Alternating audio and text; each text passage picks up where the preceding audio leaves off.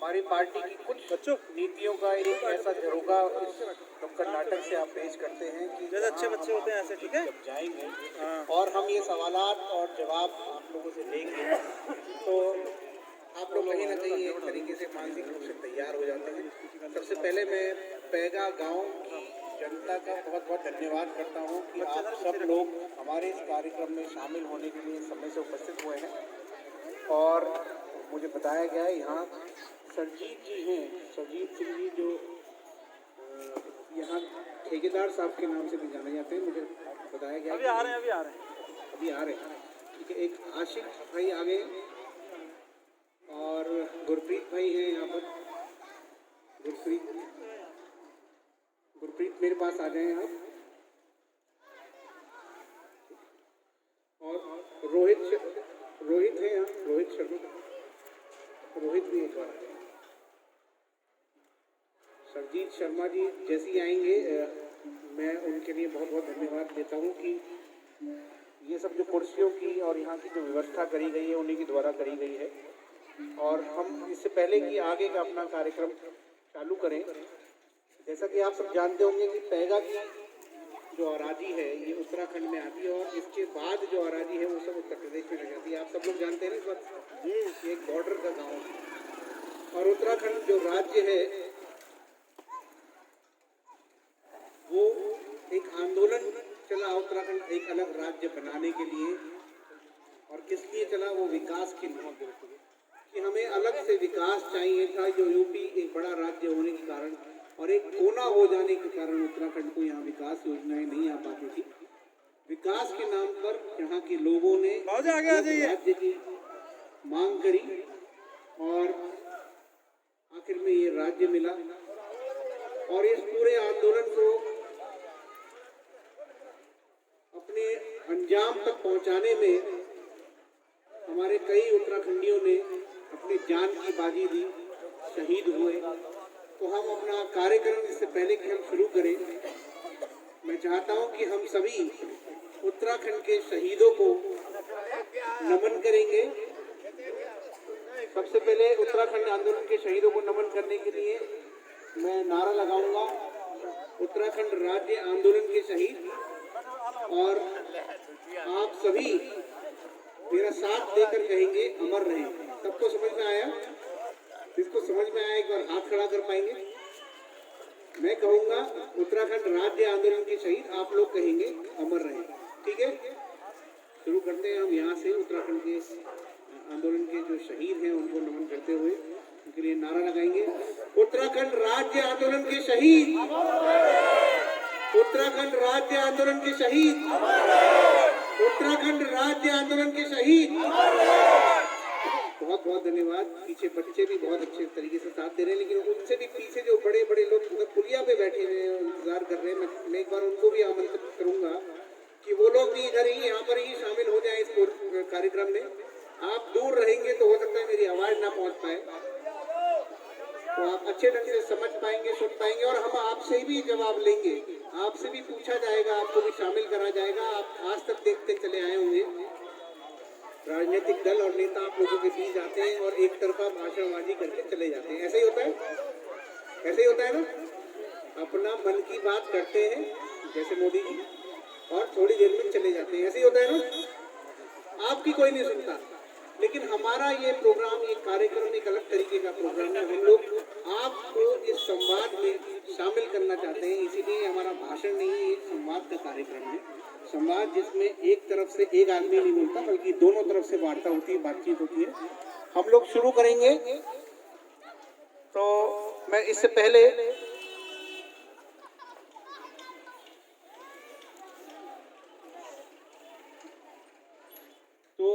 जैसा हमने अभी आपको बताया कि उत्तराखंड राज्य एक आंदोलन से निकला हुआ राज्य था और हमने सबसे पहले अपना कार्यक्रम शुरू करने से पहले उनको हमने उस उत्तराखंड राज्य आंदोलन में शहीद हुए शहीदों को नमन करा, उनके लिए नारे लगाए अमर रहे के। और मैं आपको बताना चाहता हूँ उत्तराखंड राज्य का जन्म एक महान आंदोलन से हुआ है।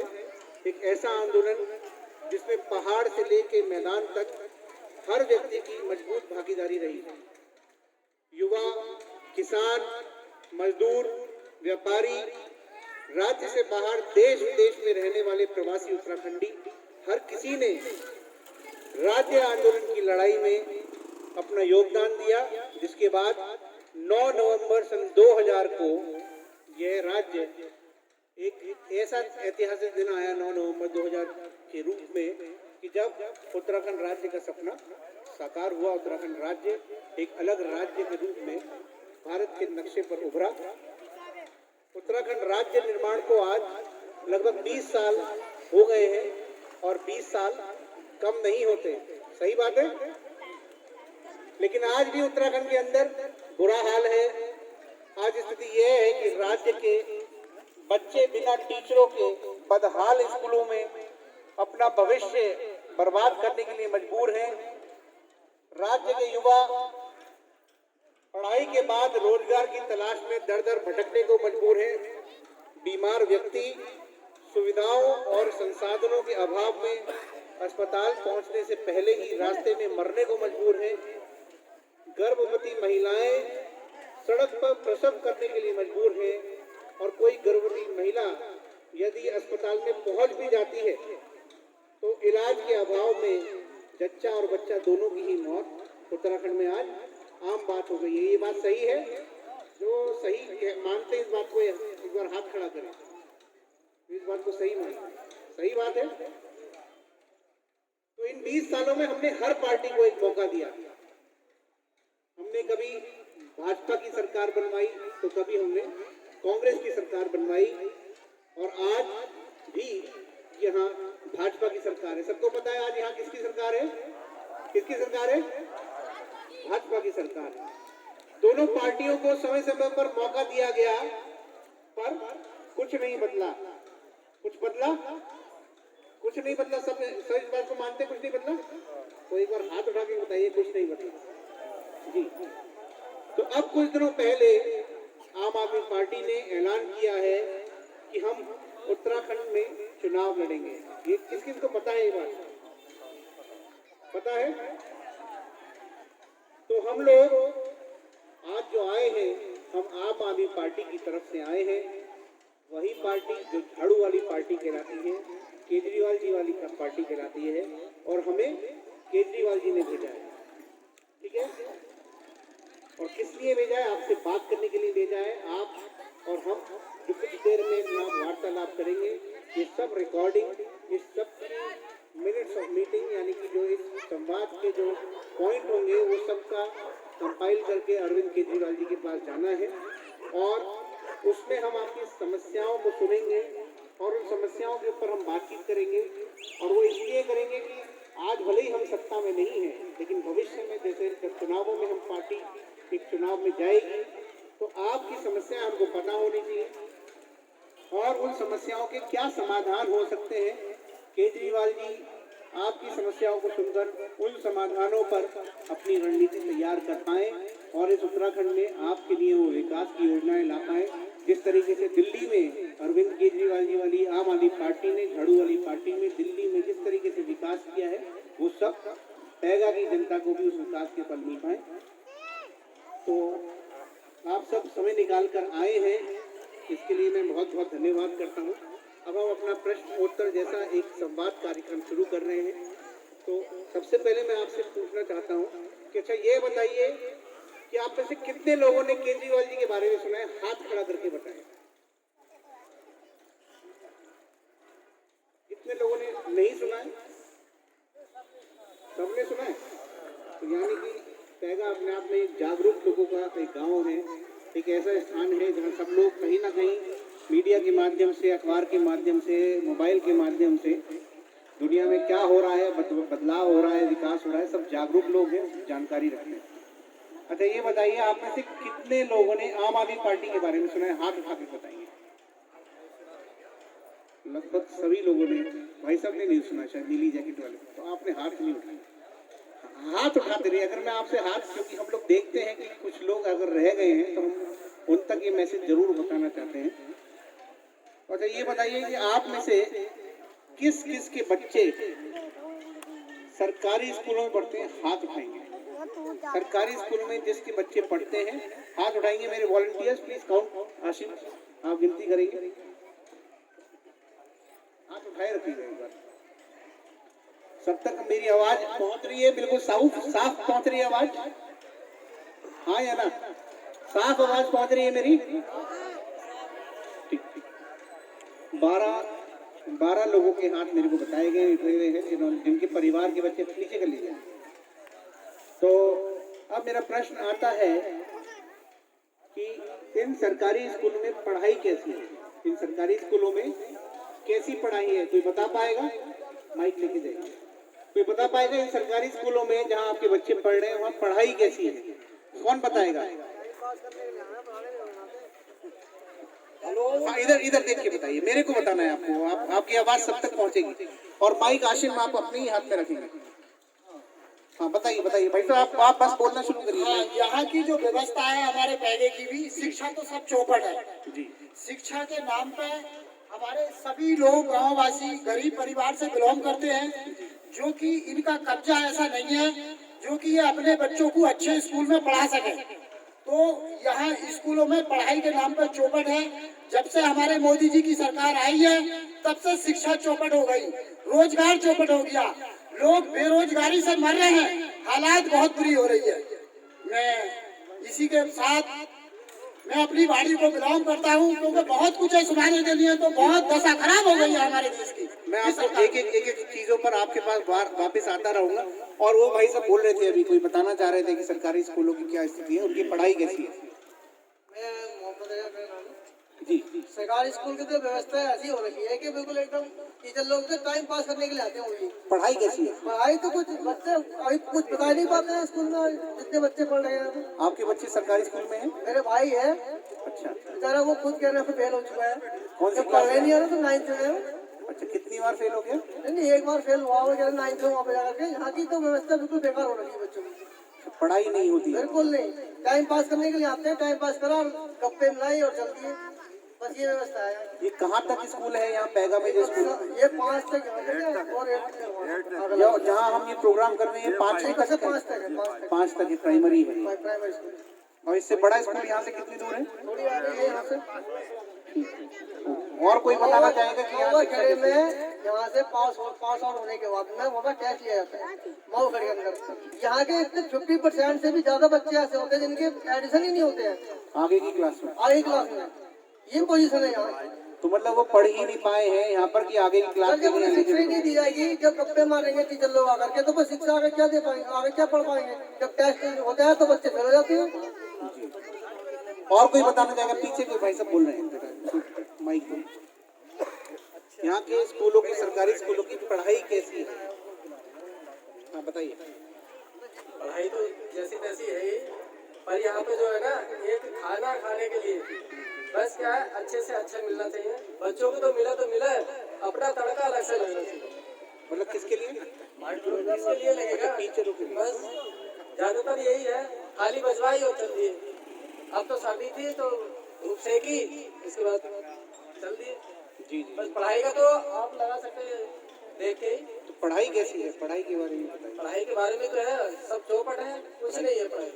कोई भी है थोड़ा सा, कोई नहीं पढ़ाने, पहली बात तो पढ़ाने नहीं चाहता प्राइमरी में, वो पढ़ाएगा को जब है ही नहीं तो कुछ कैसे पढ़ाएगा? तो यहाँ ये प्राइवेट स्कूल में लगभग कितने बच्चे पढ़ते होंगे? बच्चे तो कहाँ से आए बच्चे, जब पढ़ाई नहीं है, टीचर ही दिखाई देगा। टीचर भी क्या है? कितने टीचर हैं? टीचर तो मैं नहीं जानते हैं। 5 है भाई। ये है कि जो ताश खेलने के लिए 4 होते हैं, उनमें एक एक्स्ट्रा है। चलिए, बहुत अच्छे तरीके से आपने बताया। आपकी जागरूकता और आपने जो रूपक बताया है, बिल्कुल सही बताया कि ताश खेलने के लिए 4 चाहिए होते हैं, एक गड्डी को पीसने के लिए 5वां अलग है एक्स्ट्रा। ठीक है, बहुत अच्छे ढंग से बताया आपने। कोई और बता पाएगा तो यहाँ की पढ़ाई कैसी है सरकारी स्कूलों की? हाँ सर जी, यहाँ पे पढ़ाई जो है ना ऐसी होती है बस कि नाम के लिए जी, ठीक है। यहाँ पे नाम के लिए पढ़ाई होती है, अन्यथा बस आते हैं, मैडम आती हैं, टीचर आते हैं, अब बस यहाँ पे बैठ के और बस निकल जाते हैं, बस अपनी हाजिरी भर के। हाँ नौकरी पूरी जी। ठीक है सर जी मैं इतने का हूँ। हाँ। कुछ बोलो और कुछ बोलना चाहते हैं? ये भाई साहब कुछ बोलना चाहते हैं? आप बोलना चाहेंगे कुछ? बताइए बताइए, बिल्कुल निडर होके बताइए। ऐसा है, आप जैसे आप पूछना चाहते हैं तो आप इस चीज़ की व्यवस्था के लिए प्रबंध करेंगे। बिल्कुल, हम देखिए, हम आपकी समस्याओं को जानने के लिए आए हैं। हमारा उद्देश्य ये है संवाद का कि हम आपकी जब समस्याओं को नहीं जानेंगे तो हम उसके लिए समाधान कहाँ से लाएंगे। तो आपने जैसे बताया, आज हम सत्ता में तो है नहीं, और ये सब काम की जिम्मेदारियां जो है सरकार की है। यदि आप लोग समय आने पर आम आदमी पार्टी का समर्थन करते हैं, उसको वोट देते हैं, और अगर आम आदमी पार्टी सत्ता में आती है तो बिल्कुल आपकी समस्याएं आज ही से हम इकट्ठा कर रहे हैं। समय आने पर आपके पहले से ही अगर आप हम लोगों को मौका देंगे, इस पार्टी को मौका देंगे, तो समय आने पर आपके समाधान पहले से रेडीमेड रखे होंगे और उन पर काम किया जाएगा। आपको बराबर मौका दिया जाएगा, ऐसी बात नहीं। जब आप आगे बढ़ेंगे जी तो आगे सेवा करेंगे तो आपको मौका बराबर दिया जाएगा। बिल्कुल बिल्कुल, धन्यवाद, बहुत बहुत धन्यवाद आपका, बहुत बहुत धन्यवाद। धन्यवाद। अच्छा, हम इस प्रश्न से आगे बढ़ते हैं। आप सभी का मैं चाहूंगा, आप सब लोग समय समय पर जब हम प्रश्न पूछेंगे तो उस पर जवाब देते रहे। इससे हमको एक तो ये पता रहेगा कि आपकी जागरूकता का पता रहेगा, दूसरा आप लोग हमको सुन रहे हैं और समझ रहे हैं, इस बात का भी ये एक प्रमाण होगा। तो मेरा अगला प्रश्न आता है, कोई ठीक ठाक स्कूल यहाँ से कितनी दूर है जहाँ पढ़ाई अच्छी होती हो, कोई बता पाएगा? हाँ, इधर माइक। जहाँ अच्छी पढ़ाई होती है ऐसे स्कूल कितनी दूर है? ऐसा कोई बताइए स्कूल जहाँ अच्छी पढ़ाई होती है। शिक्षा पब्लिक स्कूल। हाँ जी, शिक्षा पब्लिक स्कूल में, शिक्षा पब्लिक स्कूल है, और यहाँ से कितनी दूर है? यहाँ से लगभग 1 किलोमीटर। हाँ, नहीं 1 किलोमीटर नहीं है, 1 किलोमीटर भी नहीं। वो प्राइवेट स्कूल है या सरकारी स्कूल? प्राइवेट स्कूल है। प्राइवेट स्कूल है, और आप कह रहे हैं कि यहाँ के आसपास में एक अच्छा स्कूल अगर कुछ है तो वो प्राइवेट स्कूल है, यहाँ से लगभग 1 किलोमीटर दूर है। हाँ जी, ठीक है। और कोई बता पाएगा यहाँ से और कोई स्कूल जो? और कोई साथी आप बताइए। सर यहाँ से लगभग 8 किलोमीटर दूरी पे है सेंट मैरी स्कूल। 8 किलोमीटर दूर पर सेंट मैरी स्कूल है, जहाँ अच्छी पढ़ाई होती है। अच्छी पढ़ाई होती है, लेकिन फीस बहुत मोटी होती है। अच्छा, और ये जो शिक्षा स्कूल है ये सब ऐसे ही है, बस नाम का। तो ठीक है, इससे तो बेटर ही है, लेकिन वो भी बहुत अच्छा नहीं है। बहुत अच्छा नहीं है। मान लो लेकिन ये है कि यहाँ से कुछ ना कुछ बेहतर है। जहाँ 1000 रुपए के टीचर काम कर रहे होंगे वो कितना बेहतर होगा आप खुद समझ लो। 1000 या 1500 के टीचर होंगे, तो वो 1000 और 1500 के टीचर कहाँ से आते हैं? बस यही से लोकल से होगा। यहीं से लोकल से। ठीक है, मतलब वो ट्रेंड टीचर नहीं है, आपका कहने का मतलब ये है। ठीक है, ओके, कोई बात नहीं। और कोई बता पाएगा यहाँ से कोई ठीक ठाक स्कूल यहाँ से कितनी दूर है जहाँ अच्छी पढ़ाई होती है? वही है, आप सेंट मैरी को ही बता। स्कूल ही है भैया, 8 ठीक है, ठीक है, ठीक है। अच्छा, हम आगे बढ़ते हैं इस बात से, यानी कि कोई सरकारी स्कूल तो आसपास नहीं है जहाँ अच्छी पढ़ाई होती है, ये बात तय है? सब लोग इस बात को मानते हैं कि अच्छा कोई सरकारी स्कूल नहीं है आसपास? हाथ खड़ा करके बताएंगे। सब लोग बताना चाह रहे हैं कि यहाँ पर कोई सरकारी स्कूल है, अच्छा स्कूल नहीं है जहाँ यहाँ बेटर पढ़ाई होती है, अच्छी पढ़ाई होती है। ठीक है, हम आगे चलते हैं कि क्या वर्तमान में, जैसे आपको अभी पता ही है कि भाजपा की सरकार है, तो जो त्रिवेंद्र सिंह रावत जो मुख्यमंत्री हैं हमारे, तो त्रिवेंद्र सिंह रावत जी की सरकार ने क्या इन स्कूलों को, सरकारी स्कूलों को ठीक करने के लिए कुछ किया? कोई बता पाएगा? कुछ नहीं किया? कुछ नहीं किया सर, कोई नहीं लौटता यहाँ से आगे इलेक्शन के बाद, कोई नहीं लौटता, कुछ नहीं किया। और गरीब आदमी का कब्जा अच्छे स्कूल में पढ़ाने का है नहीं। जो सेंट मैरी स्कूल है वो प्राइमरी में पढ़ाना चाहते हैं, प्राइमरी की जो शिक्षा है वो चौपट है, वहाँ जो है चावल खिलाए जाते हैं। और आज तो पूरे भारत की शिक्षा चौपट है प्राइमरी स्कूलों की, या कि नहीं? क्योंकि कोरोना का संकट का समय चल गया, टीचर आ रहे हैं, बच्चे आ ही ना रहे, आते हैं तो चावल खाते हैं, चले जाते हैं। तो ये शिक्षा जो हमारी छोटी जो नींव है जो शुरू से रखी जा रही है, और यही हमारी जब चौपट हो जाएगी तो देश का भविष्य कैसा होगा आप बेहतर जानते हैं। जब हमारे देश के नेता पढ़े लिखे नहीं होंगे, आज की डेट में केजरीवाल जी IAS PCS है, कोई सा नेता है क्या इसमें आज जो राज चला रहे? कोई नहीं है, मेरी नजर में तो है नहीं। एक नेता है मायावती, और या फिर केजरीवाल, इन दो के अलावा कोई नेता नहीं है। बहुत बढ़िया। और कोई बता पाएंगे कि यहाँ सरकारी स्कूलों को ठीक करने के लिए त्रिवेंद्र सरकार ने कुछ किया? कोई बताएंगे? इस सवाल का जवाब दीजिए। वो पीछे भाई साहब बता रहे हैं कुछ सरकार ने कुछ किया सरकारी स्कूलों को ठीक करने के लिए? कुछ नहीं करा भैया, सब झूठे वादे हैं। कुछ तो किया होगा। कुछ नहीं किया, झूठ बोलने के अलावा। नहीं बता, कुछ तो इतने समय से सरकार चल रही है तो कुछ तो करा होगा। भैया कुछ नहीं गया, इसमें रंग करा के कुठरिया में ये दिखा दिया, हमने बना दिया। ये कौन सी वाली कुठरिया है? ये सबसे पहले बनी हुई है, पिछले बार 4 साल से पहले। अच्छा, ये भी पुरानी है, मतलब पुरानी है भैया। माल पुराना है, रंग नया है। हाँ ऐसे ही हुआ है भैया। ठीक है, वो भैया कुछ कह रहे हैं, वो भैया कुछ कह रहे हैं। सरकार की जो उपलब्धि है ये कि पुराने माल पे नया रंग करके उसको दिखाते हैं। ठीक है, हाँ, हमारे बीच एक युवा साथी है, कुछ कहना चाहते हैं। बताइए भैया कि सरकार ने इन सरकारी स्कूलों को ठीक करने के लिए कुछ किया, व्यवस्था को ठीक करने बहुत कुछ किया है, उनकी सैलरी टाइम से दे देते हैं, इतना ही बहुत है उनके लिए। क्या करेंगे? अरे ना तो कोई स्कूल में होता है, बुक है टाइम पे, ना कोई बच्चा है तो टीचर नहीं है, टीचर है तो बच्चे नहीं है। बस कब आएंगे? बन गया खाना, आओ चलो। उसके बाद क्या है? कुछ नहीं। यहाँ से यहाँ तक हमारे यहाँ से थोड़ा सा खड़ा है यहाँ एरिया में, वहाँ थोड़ा सा ठीक ठाक स्कूल है, पर वो भी क्या है 6 से हाँ 6 से ऊपर है। उसके बाद जब शुरुआत होती है 1 से 5 तक, वो तो बिल्कुल ही बेकार है। मतलब बुनियाद ही बेकार है, बाकी बिल्डिंग ऊपर को बनाने की कोशिश करते क्या हैं। जरूर है उसमें? वो तो गिरनी है। जब नीचे बुनियाद बेकार, ऊपर ले जाकर तुम मंजिल कितनी भी बना लो वो बेकार है। जब बुनियाद ही नहीं है कोई मजबूत तो फिर ऊपर कैसे उठेगी? बहुत सही बात की है, बहुत सही बात है। ठीक है, हम इस प्रश्न को अभी यही रोकते हैं। इससे अगला प्रश्न हम लेते हैं कि आप में से किस किस के बच्चे प्राइवेट स्कूल में पढ़ते हैं? हाथ उठाएं। किस किस के बच्चे प्राइवेट स्कूल में पढ़ते हैं? काफी बच्चे, काफी लोग। काउंट कर पाएगा कोई मेरे साथ? 1 2 3 4 5 6 7 8 9 10 11 एक हाथ उठाइए। 1 19 लगभग 19 परिवारों के बच्चे ऐसे हैं कि जहाँ जो प्राइवेट स्कूल में पढ़ने जाते हैं। ये बात सही है? तो क्या प्राइवेट स्कूल वाले मनमानी करते हैं? आपको लगता है कि जब मर्जी चाहे तब फीस बढ़ा देते हैं? आपको लगता है ऐसा कि प्राइवेट स्कूल वाले, कोई बहुत बताना चाहेगा? जी आप बताइए। मनमानी करते हैं प्राइवेट स्कूल वाले? हाँ, कभी भी फीस बढ़ा देते हैं। लगभग साल में 200 300 साल में बढ़ती है। हर साल मन मर्जी की फीस बढ़ा देते हैं। मर्जी। और आप लोगों को कोई कॉन्फिडेंस भी नहीं लेते? फिर क्या करना, बच्चा पढ़ाना तो देनी पड़ेगी। मजबूरन आप लोगों को पढ़ाना पड़ता है। सरकारी अगर मान लो गवर्नमेंट स्कूल में इतनी व्यवस्था हो, फिर वहाँ क्यों जाए? जी जब व्यवस्था ही नहीं, फिर जानी पड़ेगी, मजबूरी है। जी।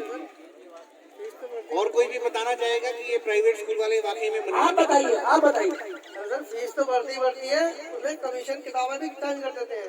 कमीशन मिलता है ना किताब वालों से, बुकसेलर से। अच्छा, हर साल किताबें भी बदल देते हैं? चेंज कर देते हैं कि कहीं पुराने वाले बच्चे की या बड़े भाई की किताब से छोटा बच्चा ना पढ़े। किताबें भी चेंज हो जाती है हर साल नई किताब। तो ऐसा नहीं है कि वो पुरानी वाली किताब से पढ़े। कमीशन लेते हैं ना आगे से। हाँ, हमारे जमाने में तो हम तो पुरानी किताबों से ही पढ़ते थे। किताबों से पढ़े सर हमको। जी जी। तो और कोई बताएगा इस बारे में कि प्राइवेट स्कूल मनमानी कैसे चलाते हैं, मनमानी की फीस बढ़ा देते हैं? कोई और कोई बताना चाहेगा? हाँ ये आप बताइए, आप बताइए। प्राइवेट स्कूल वाले मनमानी करते हैं जी। मनमानी से फीस बढ़ाते हैं, और हर साल उनका बुक सेलर जो है चेंज होता रहता है। जहाँ को ज़्यादा कमीशन मिलता है वहाँ वो तय करते हैं, और वही अभिभावकों को भेजते हैं कि वही किताब मिले। आदर से लेके आएंगे तो और कोई और कुछ बोलना चाहेगा कोई आदमी? ये भी एक मेजर समस्या है कि किताबें भी हर साल बदलती हैं। जी हाँ, पहलवान साहब आप बताइए। बच्चों को भैया मोदी ने पढ़ा दिया, आपका पढ़ेंगे ये बताओ। पढ़ा दिया? हाँ, पढ़ा दिया मोदी ने सबको। क्या पढ़ाया? अब जब बच्चे स्कूल ना खुले तो क्या पढ़ा गए, ये बताओ भाई। स्कूल खुलना है, नहीं, अगर स्कूल खुल जाएंगे तो क्या इन स्कूल में अच्छी पढ़ाई हो सकती है? ना अच्छी तो पहले से ही ना आप क्या होगी। अब फीस देख दी और पैसे दे रहे अपना छुट्टी पाई। अच्छा। देखो ये वाली जो बात है ना, जैसे आप इधर से उठ के वहाँ बताने गए, हमारा माइक यहीं आ सकता था। आप भी बता सकते हैं, खुल के बताइए। ठीक है। अच्छा, ये सोचिए कि सरकार ने प्राइवेट स्कूल की मनमानी रोकने के लिए, ये तो हम कह ही रहे हैं कि मनमानी करते हैं क्या, लेकिन क्या सरकार ने इन प्राइवेट स्कूलों की मनमानी रोकने के लिए कुछ किया? कोई बता पाएगा? उनके ऊपर कोई रस्साकशी करी हो कि भाई ये बढ़े नहीं फीस तो सरकार रोकती हो, ऐसा कोई बता पाएगा? आप बताइए, कुछ क्या सरकार ने रोकने के लिए? मनमानी है वो कुछ नहीं किया। प्राइवेट स्कूल की मनमानी रोकने के लिए कुछ नहीं किया? जी कुछ नहीं किया। इधर ये भाई साहब बताना चाह रहे हैं। जी बिल्कुल बिल्कुल। बताइए माइक बताइए, आ रहा है आपके पास, माइक से बताइएगा यहाँ क्या तक। सरकार ने कुछ किया इनकी मनमानी रोकने के लिए प्राइवेट स्कूल? उन्हें यही नहीं पता हमारा हल्का कहाँ तक है, हम कहाँ तक क्या करना चाहिए, वो करेंगे तो जब यहाँ तक आएंगे देखेंगे इसे। मतलब सरकारी स्कूलों की उन्हें यही नहीं पता हमारा हल्का कहाँ तक है, या हमें वोट कहाँ से मिलती है, तो वो करने क्या होंगे। मतलब आप ये कहना चाहते हैं कि त्रिवेंद्र सिंह रावत जी को ये नहीं पता कि हल्का कहाँ तक है हाँ और वोट कहाँ से मिलता है। हाँ जी, तो आप लोग वोट देते चले आएंगे पहले कभी? वोट दे रहे साहब, हमने वोट दिया जब तो जीते वो। जी, लेकिन आपकी कोई सुध नहीं लेता। कोई नहीं। तो आपको पता है कि प्राइवेट स्कूलों की मनमानी को रोकने के लिए सरकार उनके खिलाफ क्यों कुछ नहीं करती है, आपको पता है? मैं बताता हूँ आपको वो क्यों कुछ नहीं करती। क्योंकि आपको नहीं लगता कि अधिकांश जो प्राइवेट स्कूल होते हैं या तो वो खुद ही नेताओं के होते हैं या फिर उन नेताओं के रिश्तेदारों के होते हैं, या फिर क्या होता है जिनके वो प्राइवेट स्कूल होते हैं उनके ऊपर उन नेताओं का हाथ रखा होता है, उनको संरक्षण मिला होता है। ऐसे मानते हैं आप? मानते हैं? ये भाई साहब कुछ बताना चाह रहे हैं। जी जी आप बताइए। बिल्कुल सही बात है सर, ऐसा होता नहीं है, बिल्कुल है ऐसा कुछ, यही सत्य है। बिल्कुल यही सत्य है बिल्कुल एकदम। और क्योंकि या प्राइवेट जो अमीर होते हैं वही तो कहते हैं प्राइवेट स्कूल खुलवाते हैं, अब जिनका समय समय पीछे होता है वो तो मनमानी करते हैं, कोई किसी की शिकायत करो तो वो दबा दे जाता है नीचे। नेताजी उन्हीं की मानते हैं। बिल्कुल उन्हीं के मानते, पैसे है ना, नोट है को तमाशा देखो वही किस्सा है उनका। ये उत्तराखंड में ही है, ये सभी जगह है। सर लगभग सभी जगह है, मतलब पैगा में तो ये है ही। सभी जगह है, लगभग सभी जगह है। क्योंकि ये तो खैर ये शिक्षक पब्लिक स्कूल है तो छोटे छोटे हैं, जो बड़े स्कूल हैं उनमें जो फीस क्यों होती है हाई फाई, और शिक्षक तो वही दे रहे हैं वो भी। उनको पता है कि नेताजी तो हमारी सुनेंगे। बिल्कुल सही बात है, जनता तो जनता ही है ना बीच में। बिल्कुल सही कह रहे हैं आप। तो शिक्षा को हमने काफी आप कुछ बोलेंगे? लॉकडाउन की जो बच्चे घर पे रहे हैं, फीस इसीलिए माफ नहीं हुई है क्योंकि सारे नेताओं के और मंत्रियों के स्कूल में बड़े बड़े लोगों के अब माफ होनी है तो इनकी कम होगी, समझ रहे हो आप, उन्हीं की कम होगी, इसी वजह से माफ नहीं हुई है। तो ठीक है, मतलब ये बात बिल्कुल तय हो गई कि क्योंकि नेताओं के या नेताओं के रिश्तेदारों के या नेताओं के जिनके ऊपर हाथ होता है ऐसे लोगों के प्राइवेट स्कूल होते हैं, इसलिए उनकी ना मनमानी रुकती है और उनकी बात मानी जाती है, जनता के हित की कोई बात नहीं होती। यही बात है ना। तो हम अपने अपने मुद्दे को थोड़ा सा बदलेंगे और मैं एक दूसरे मुद्दे को शुरू कर रहा हूँ। शिक्षा पे हम काफ़ी हद तक बात कर चुके हैं और आपके सारे जो आपके विचार थे हमने सुने, आपकी समस्याएं सुनी। मैं आप में से पूछना चाहता हूँ, आप में से कौन कौन लोग सरकारी अस्पताल में इलाज के लिए जाते हैं? हाथ खड़ा करके बताएंगे। सरकारी अस्पताल में जो लोग इलाज के लिए जाते हैं, हाथ खड़ा करेंगे। आप लोग सरकारी अस्पताल में जाते हैं इलाज के लिए? ठीक है। तो यहाँ से कोई सरकारी अस्पताल कितनी दूर है, कोई बता पाएगा? आपके यहाँ कोई सरकारी अस्पताल है? यहाँ कोई सरकारी अस्पताल है? प्राइमरी हेल्थ सेंटर 10 किलोमीटर है काशीपुर यहाँ से, जो सरकारी हॉस्पिटल है वो 10 किलोमीटर। हाँ, वहाँ जाते हैं जो बेचारे गरीब परिवार के होते हैं, क्योंकि उनके पास इतनी व्यवस्था नहीं होती। MBBS डॉक्टर की फीस होती है 500 रुपये या 400 रुपये, वो गरीब आदमी बेचारा दे नहीं पाता, और वहाँ 25 रुपये में पर्ची कटती है, वहाँ से बेचारे वो दवाई ले आते हैं और दवाई फ्री पोस्ट मिल जाती है। लेकिन धक्के बहुत मिलते हैं वहाँ भी, क्योंकि स्वास्थ्य विभाग की भी व्यवस्था बहुत खराब है इस सरकार में। तो यहाँ के सरकारी अस्पतालों की क्या हालत है? सरकारी अस्पतालों में भी बहुत देखभाल नहीं है जितनी होनी चाहिए, लेकिन दवाइयाँ जो अच्छी दवाइयाँ होती है वो मेडिकल से लिख देते हैं, और जो नॉर्मल सी दवाइयाँ हैं वो अपने पास से दे देते हैं वो अपने पास से देते हैं। लेकिन जो पौष्टिक दवाइयाँ होती हैं तो उनकी भी मेडिकल पे सेटिंग होती है, वहाँ से देते हैं। बेचारा गरीब आदमी वहाँ से लाता है, जो कि सही दवाई है वो अस्पताल में मिल नहीं पाती। पर्चा लिख देते हैं डॉक्टर पर्चा लिखते हैं, और बराबर में मेडिकल है, वहाँ से सब सेटिंग होती है। और ये भी पहले ही बता देते हैं उस वाले मेडिकल से जो दवाई वहाँ नहीं होती है वो देते हैं, बाहर से मेडिकल से लिखते हैं। अब बेचारा गरीब आदमी है तो वो तो लाएगा ही, जो उसे अपना इलाज कराना हो तो वो तो लाएगा ही, लेकिन सारी सुविधा अस्पतालों में नहीं मिल पाती, व्यवस्था चौपट है। ये भाई साहब बता रहे। जी बताइए, आप बताइए। सर जब दवाई जो एक्चुअली सही होती है यूज करने वाली, वो जब बताओ पहले से ब्लैक कर देते हैं, वो आधे पैसों में आ गए और वही से पर्चा बनवा लेते हैं, तो वो तो लिख के वही देंगे तो वही दवाई वापसी मिल जाती है, उन्हें कमीशन चला जाता है। मतलब आपका कहने का मतलब ये है कि सरकारी अस्पताल की दवाई पहले मेडिकल पे भेज देते हैं? बिल्कुल जो दवाई सरकार देती है, सरकार ऐसा तो है नहीं कि सरकार के पास दवाई नहीं है, दवाई तो वो देती है, लेकिन क्या है कि यहाँ से पहले दवाई आई स्टॉक में चढ़ा दे दवाई है, और वहाँ से स्टॉक से ब्लैक कर दिया है वो, अब वही दवाई वो दुगने पैसों में लगा से मिलती है। तो और डॉक्टर का जब ये कमीशन होता है। समस्याएं हैं, अच्छा, सरकारी अस्पताल में सब तरीके का इलाज हो जाता है? नहीं, सब तरीके का इलाज होता है? आपको लगता है ऐसा कि? लेकिन प्रॉब्लम तो यही है ना, इलाज तो वहाँ पे है सब तरीके, लेकिन दवाई तो एक्चुअली क्या है, मरीज को क्या चाहिए, दवाई चाहिए।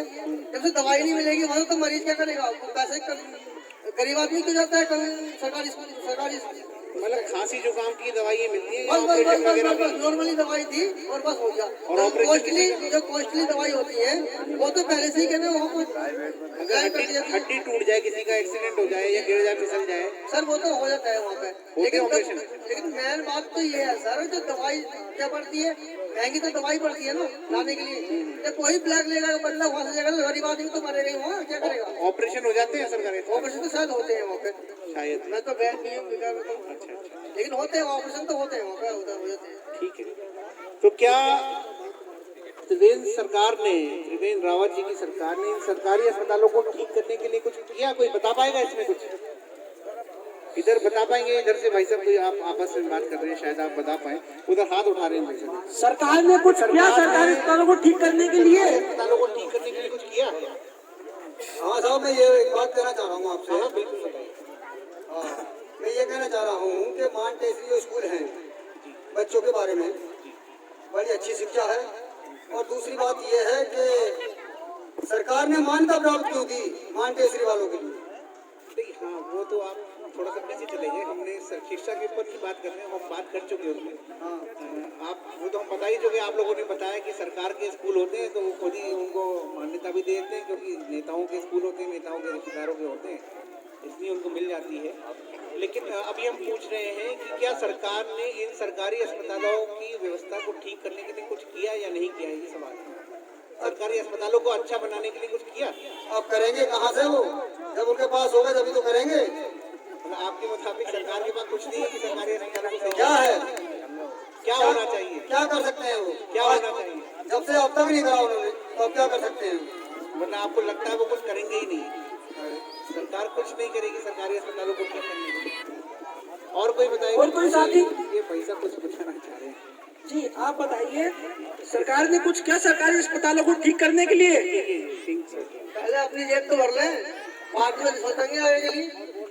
मतलब अपनी जेब भरने के लिए अपनी है? जेब भर, मैं लगभग 30 की उम्र है मेरी लाइफ में अभी तक सरकारी जो क्या नाम है चिकित्सालय है, केवल आवागढ़ का मैंने देखा है कि उसमें पेंट हुआ है ना। इतनी बदबू आती थी कहने में, जहाँ पे ये ऑपरेशन वगैरह होने के बाद में जनरल वार्ड है, उसके सामने को इतनी बदबू आती थी कि आदमी अंदर से जा ही नहीं पाता वहाँ पे बैठने के लिए बाहर। तो आप सबका ये मानना है कि सरकार ने इन सरकारी अस्पतालों को ठीक करने के लिए कुछ नहीं किया? अच्छा ये बताइए, कोई ठीक ठाक अस्पताल यहाँ से कितनी दूर है जहाँ अगर आप इलाज के लिए जाएं तो आपके मरीज की जान बच जाए? कितनी दूर है यहाँ से कोई ऐसा अस्पताल ठीक ठाक? 10-11 किलोमीटर उधर ही हॉस्पिटल है, अच्छे अच्छा, सरकारी अस्पताल भी उधर ही है, प्राइवेट हॉस्पिटल भी उधर। और कोई आसपास कोई ऐसा अस्पताल जहाँ आपके मरीज को इमरजेंसी में आप ले जाओ तो उसकी जान बच जाए? यहाँ कोई नहीं है, ये तो केवल 10-11 किलोमीटर काशीपुरी है जो भी अस्पताल है, बाकी यहाँ और कोई नहीं है। मतलब अगर आधी रात को किसी के साथ समस्या हो जाए तो कोई अस्पताल आसपास नहीं है? सर पहली बात तो एम्बुलेंस को फोन करेंगे तो कोई 2 घंटे में आ गए, सरकारी एम्बुलेंस? सरकारी एम्बुलेंस। और जो प्राइवेट में वैसे किसी गाड़ी पार लेके जाते हैं काशीपुर जाते हैं, बस वो कुछ नहीं है। अच्छा, मतलब काशीपुर से पहले कोई इलाज की काशीपुर व्यवस्था से पहले नहीं? नहीं, कोई नहीं। ठीक है। तो अच्छा ये बताइए, आप में से कौन कौन लोग प्राइवेट अस्पतालों में इलाज कराने के लिए जाते हैं? कोई बता पाएगा? हाथ उठाइए। हाथ खड़ा कर लीजिए। जो प्राइवेट अस्पतालों में जाते हैं अपने मरीज को लेके, हाँ उधर कुछ पीछे बोल रहे थे, जरा कोई कवर करेगा उनको? कोई बता पाएगा क्या कहना चाह रहे हैं? कि जो लोग प्राइवेट अस्पतालों में जाते हैं, मैं इसमें एक और प्रश्न जोड़ देता हूँ कि आप लोग अस्पताल में, प्राइवेट अस्पतालों में इलाज के लिए तो जाते हैं, आपने कहा कि क्या आपको लगता है, आप मानते हैं कि प्राइवेट अस्पतालों ने लूट मचा रखी है? कोई बताएगा? क्या वहाँ ठीक ठाक पैसे लेते हैं, फालतू पैसे नहीं लेते? कोई बताएगा कि प्राइवेट अस्पतालों ने लूट मचा रखी है, या ये कहना जाए कि जो है सरकारी प्राइवेट अस्पतालों में पैसे फालतू नहीं लेते, ठीक ठाक लेते हैं? कोई बताएगा? हाँ भाई साहब क्या प्राइवेट अस्पतालों ने लूट मचा रखी है, बताएंगे आप? सर वो डिग्री लेकर के इसीलिए तो आए हैं कि लूट बचाने के लिए और क्या करने के लिए आए हैं। आपका वो तो कहने- मनमानी, जब बंदा मजबूर है क्या करे, जब सरकारी स्कूल में सरकारी गैर अस्पताल में ऐसी व्यवस्था नहीं है तो मजबूर आदमी जाएगा प्राइवेट में, जाहिर सी बात है। अब वो जो है लूट बनाने वाली बात ये है कि वो तो मनमानी फीस रखते हैं अपनी। मिनिमम अभी 300-400 रुपए से पर्चा किसी का नहीं कम पड़ता, चाहे वो जुकाम की दवा लेने जा रही है, लेकिन वो सोच रहा है कि मैं एमबीबीएस को दिखा लूँ किसी को, तो 400 से लेके 500 तक का, 400 तक का, 300 तक का पर्चा बनता है। और दवाई दवाई अलग से, उन्हें खुद अपने मेडिकल खुद खोल रखे हैं उन्होंने। अच्छा पर्चा बनवाओ पहले 200 रुपए का, 300 का, 400 का, उसके बाद में 500-600 रुपए की दवाई दे देते हैं, 1000 रुपए की दवाई दे देते हैं। जी जी बस ये है। और उससे इलाज से लेकिन ठीक हो जाता है। अब वो तो दवाई चलेगी, वो तो एक बार बना दे, 5 दिन की दवाई लिख कर देते हैं, 5 दिन के बाद पर्चा फिर बनवाओ, फिर दवाई अब सही होगा तो ठीक है, नहीं सही हो तो फिर अच्छा अगर मान लो इलाज ही 2 दिन में खत्म हो जाता हो तब भी 5 दिन की दवाई? सर वो तो लिख के देंगे, चाहे 1 दिन में खत्म हो जाए, 5 दिन की दवाई लिख कर देते हैं। मजबूरी है 5 दिन की दवाई लेनी पड़ेगी। जिससे दवाई बिक जाए मतलब। अब ये है कि दवाई बिक रही है, कमीशन पैसा तो उनका बन ही रहा है जी जी चारों तरफ से। जी। कोई और इस बात पे बताना चाहेगा कि जो है किस तरीके से होते हैं जो सरकारी अस्पतालों में होते हैं, खून की जांच करा लो या कोई जैसे गर्भवती जाती है उनकी 2-4 जांचें होती हैं वहाँ पे, लेकिन जो मतलब अल्ट्रासाउंड वगैरह है सब टोटल बाहर होते हैं, वहाँ पे कुछ नहीं होता है। सरकारी अस्पताल में मतलब गर्भवती महिलाओं की अल्ट्रासाउंड भी नहीं होती है? नहीं होते हैं सर। 800 पहले 600 रुपए की फीस थी प्राइवेट में भी, अब 800 से 900-1000 रुपए के बीच में फीस है उनकी। वहाँ से अल्ट्रा जाते हैं, वहाँ पे अल्ट्रासाउंड कराने के लिए ट्रामा सेंटर वाले पूछते कहाँ से आए हो, इस डॉक्टर ने भेजा है, बस वो उस डॉक्टर ने भेजा साहब, नाम लेते ही काम हो जाता नाम है। लेते हैं, उस डॉक्टर ने भेजा, कमीशन उसकी तय हो जाती है वहाँ पे आगे। काफी जागरूक लोग हैं, काफी जागरूक लोग हैं। सब लोगों को अंदर तक का सिस्टम पता है क्या हो रहा है। अच्छा ये बताइए कि क्या सरकार ने इन प्राइवेट अस्पतालों की मनमर्जी की लूट को रोकने के लिए कुछ किया? सरकार ने कुछ किया इन प्राइवेट अस्पतालों की मनमानी लूट रोकने के लिए? अरे कुछ भी ना किया, अगर किया होता तो ये इतनी बातें करते ही क्यों लोग? अगर कुछ किया होता तो ये सारी बातें जो कर रहे हैं क्यों करते हैं? ये आप इतने सवाल हमसे पूछ रहे हो क्यों पूछते? नहीं आपकी समस्याओं, हमारा सवाल पूछने का उद्देश्य ये है कि हम आपके माध्यम से ये जानना चाहते हैं कि क्या पता हमको ऐसा लगता है कि सरकार ने कुछ नहीं किया। हम जनता के बीच में इसलिए आए हैं कि शायद जनता ने को कोई ना कोई ऐसा तजुर्बा जरूर होगा कि सरकार ने कुछ किया हो, हम यही जानने आए हैं। ऐसा कुछ नहीं, सरकार ने कुछ नहीं किया इन प्राइवेट अस्पतालों की लूट रोकने के लिए। नहीं कुछ नहीं सर। आप बताइए। कुछ नहीं, कोई इंतजाम नहीं। तो जरा सोचिए कि ऐसा क्यों नहीं किया। आपको नहीं लगता कि स्कूलों की तरह ही अस्पताल भी है तो नेताओं के हैं या उनके रिश्तेदारों के हैं या उन अस्पताल मालिकों के ऊपर नेताओं के हाथ रखे रहते हैं? आपको भी ऐसा ही लगता है स्कूल की तरह यही बात है? इत्तेफाक रखते हैं, हाथ खड़ा कीजिए अगर इत्तेफाक रखते हैं बात से। हाथ खड़ा करके बताइए कि जिनको ऐसा लगता है कि सरकारी अस्पताल भी स्कूलों की तरह ही किसी न किसी या तो नेताओं के होते हैं या नेताओं के रिश्तेदारों के या उनके ऊपर हाथ होता है नेताओं। आप पीछे वाले भाई साहब अगर देखिए आगे कहीं कुर्सियां मुझे खाली दिख रही हैं 2-3, आप वहाँ भी बैठ सकते हैं। आराम से बैठिए, आराम से बैठिए जी। ठीक है, हम इस मुद्दे से थोड़ा सा आगे बढ़ते हैं कि आप स्कूलों की तरह ही अस्पतालों के भी बुरे हालात हैं और सरकार कुछ नहीं कर रही। तो आपके गांव में, मैं अब दूसरे विषय पर जा रहा हूँ, आपके गांव में कितने लोग रोजगार के चलते गांव छोड़कर चले गए जिनको उनके मुताबिक रोजगार नहीं मिला, और कितने लोगों ने पलायन किया है? कोई बता पाएगा इस बारे में? जो लोग यहाँ पर रोजगार न मिलने के कारण गांव छोड़ के चले गए। हमारे गाँव में तो अभी तक ऐसी कोई कंडीशन नहीं है। कोई ऐसे कि जो पढ़ लिख गए हों लेकिन उनको उनके मुताबिक रोजगार न मिला हो? पढ़े लिखे तो बहुत हैं, लेकिन रोजगार ही नहीं है उनके पास। लेकिन गांव छोड़कर जाने से मतलब है बहुत 2 लाइन का कि उसका परिवार तो यहाँ है लेकिन वो रोजगार के लिए उसे बाहर गए। हाँ सर बहुत है, बहुत है। लगभग हमारे गाँव में पढ़े लिखे लड़के 60% लड़के ऐसे हैं जो पढ़ लिखने के बाद भी बाहर क्या मजदूरी करते हैं, और कुछ नहीं है, मजदूरी करते हैं। बाहर जाकर मजदूरी करते हैं, मजदूरी है। यहाँ मजदूरी भी नहीं मिल पाती। सर मजदूरी क्या, ये फैक्ट्री खुली है यहाँ पे, फैक्ट्री में लगभग सैलरी मिलती थी स्टार्टिंग में जब हुआ तो 4000 रुपए, 4000 4,500 मिलते थे। सर 4,000 में क्या करेगा आदमी? तो पेट्रोल इतनी ज्यादा फूक देता है। अब फिलहाल में कंडीशन ये है, फैक्ट्री में भी जो बंदा लगता है स्टार्टिंग में उसे 6,000 रुपए मिलते हैं, जी। सर 6,000 रुपये मतलब 200 रुपये रोज। और कितने घंटे काम करना पड़ता है? 10 घंटे काम करना पड़ता है सर।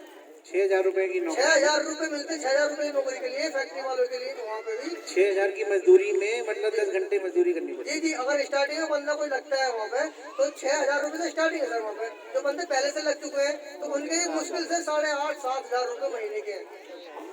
10 घंटे काम करते हैं। है। और कोई इस बारे में बता पाएगा कि जिनके घर के बच्चे, इनको रोजगार ना मिला हो तो घर से बाहर कहीं नौकरी करने जाना पड़ता हो, रोजगार करने जाना पड़ता हो? कोई और बता पाएगा? हाथ उठाएंगे। जी, एक युवा साथी हमारे बीच में है, वो बताना चाहेंगे कि रोजगार के चलते कितने लोग इस गांव से बाहर चले गए हैं।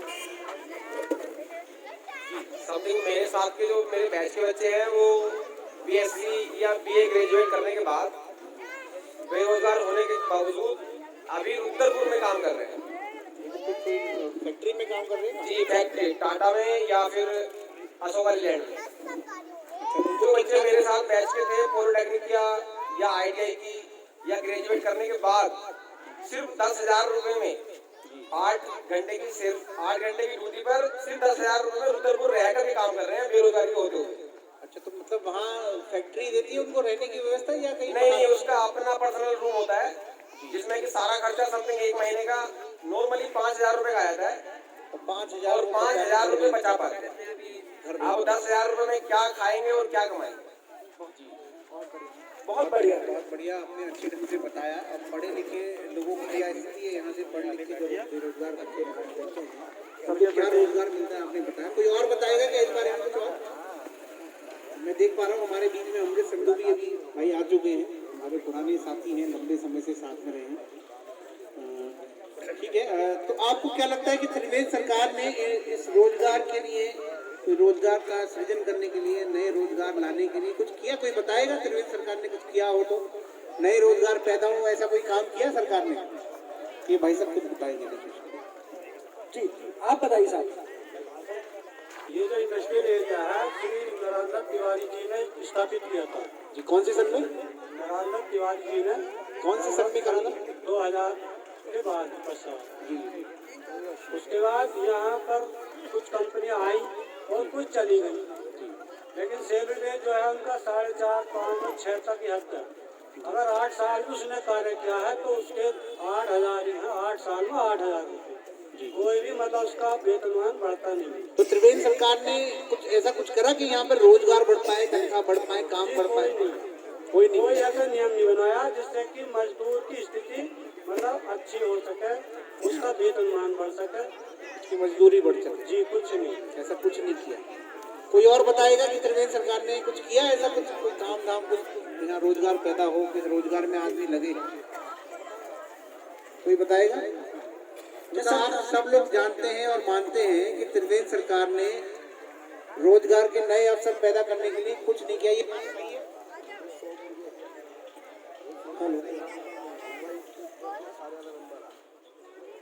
ये बात सही है कि त्रिवेंद्र सरकार ने कुछ नहीं किया?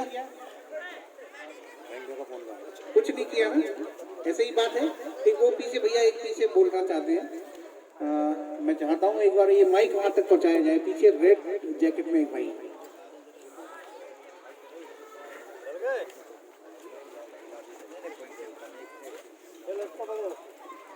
सर, त्रिवेंद्र सिंह रावत जी की जो सरकार है उसने ऐसा हो कर दिया है कि नरेगा की तरफ से जो पहले लोन लिया करते थे, जिसके थ्रू कोई भैंस पालन, मुर्गी पालन या मछली पालन जो चलाया करते थे, वो बंद कर दिया है।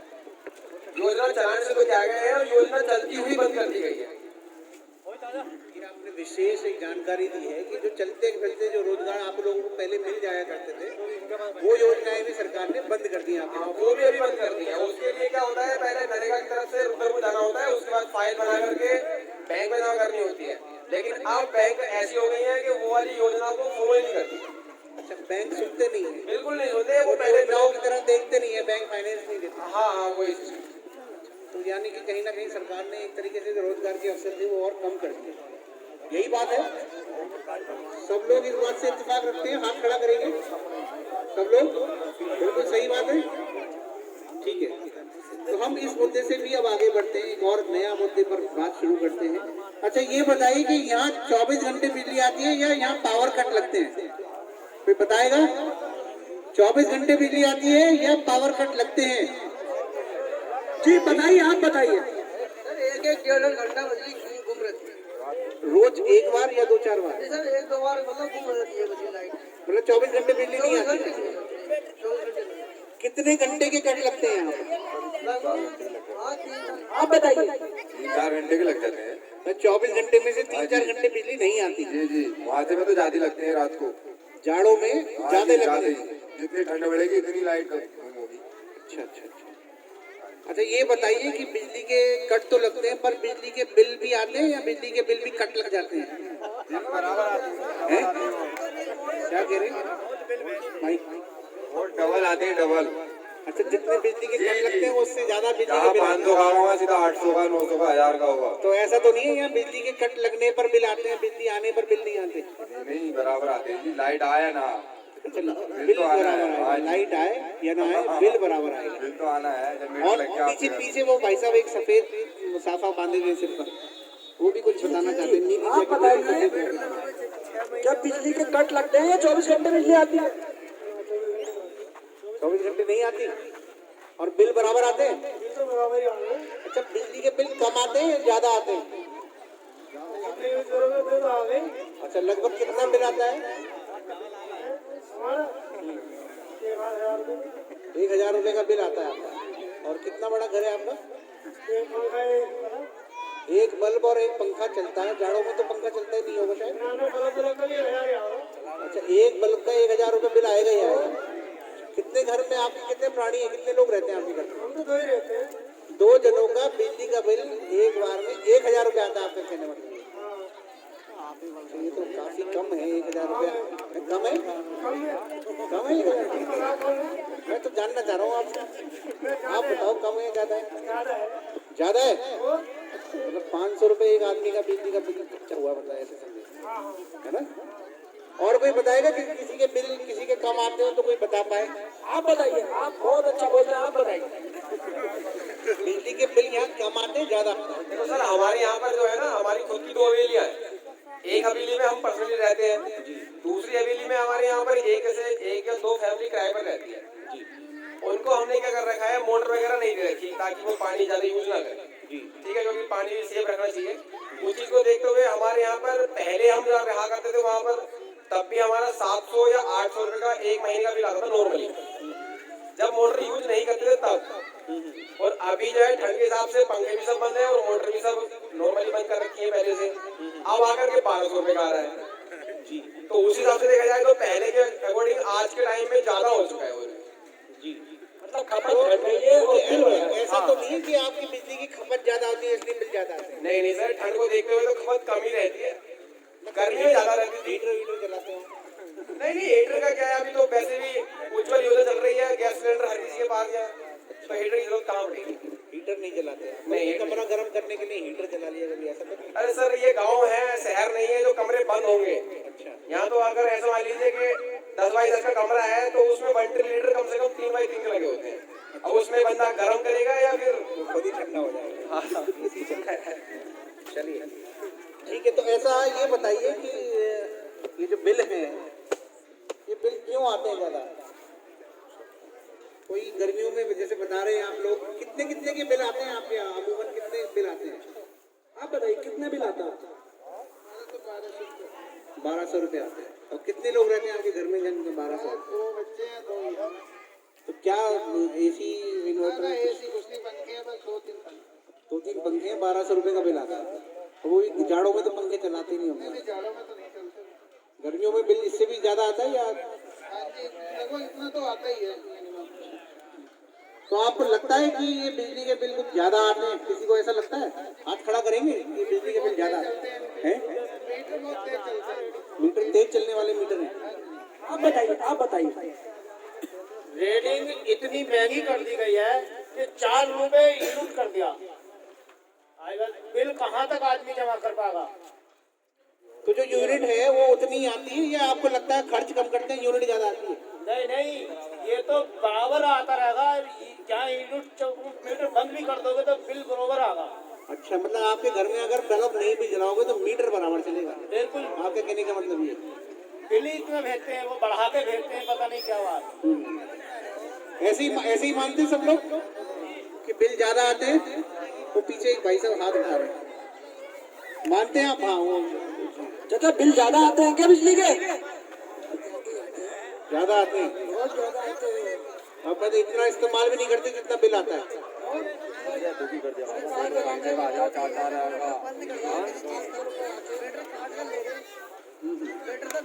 अच्छा, ये बताइए कि हमारे उत्तराखंड के पानी से आप सब जानते होंगे, यहाँ पर तमाम नदियां हैं, सब पे डाम बने हुए हैं। कोई और बोलना चाह रहा है? बिजली के बिल के बारे में बात हो रही है। हाँ, माइक अपने हाथ में लेके आप आमिर बोलो। हेलो, हाँ, आप सर आम आदमी से हो? ना, वो तो मैं हूँ। मैं आपसे पूछ रहा हूँ कि आप बिजली के बिल ज्यादा आते हैं या नहीं बिजली का आते? बिल को तो आप छोड़ो। मैं एक बात बताओ, आपने बिजली का बिल भी देखा, किसानों के बारे में सोचा, सबके बारे में सोचा, कई मजदूर के बारे में सोचा? बिल्कुल, आपकी बात पर मैं अभी लौट के आऊंगा। मैं रोजगार की बात कर चुका हूँ, आप लोग सब जानते हैं इस बारे में।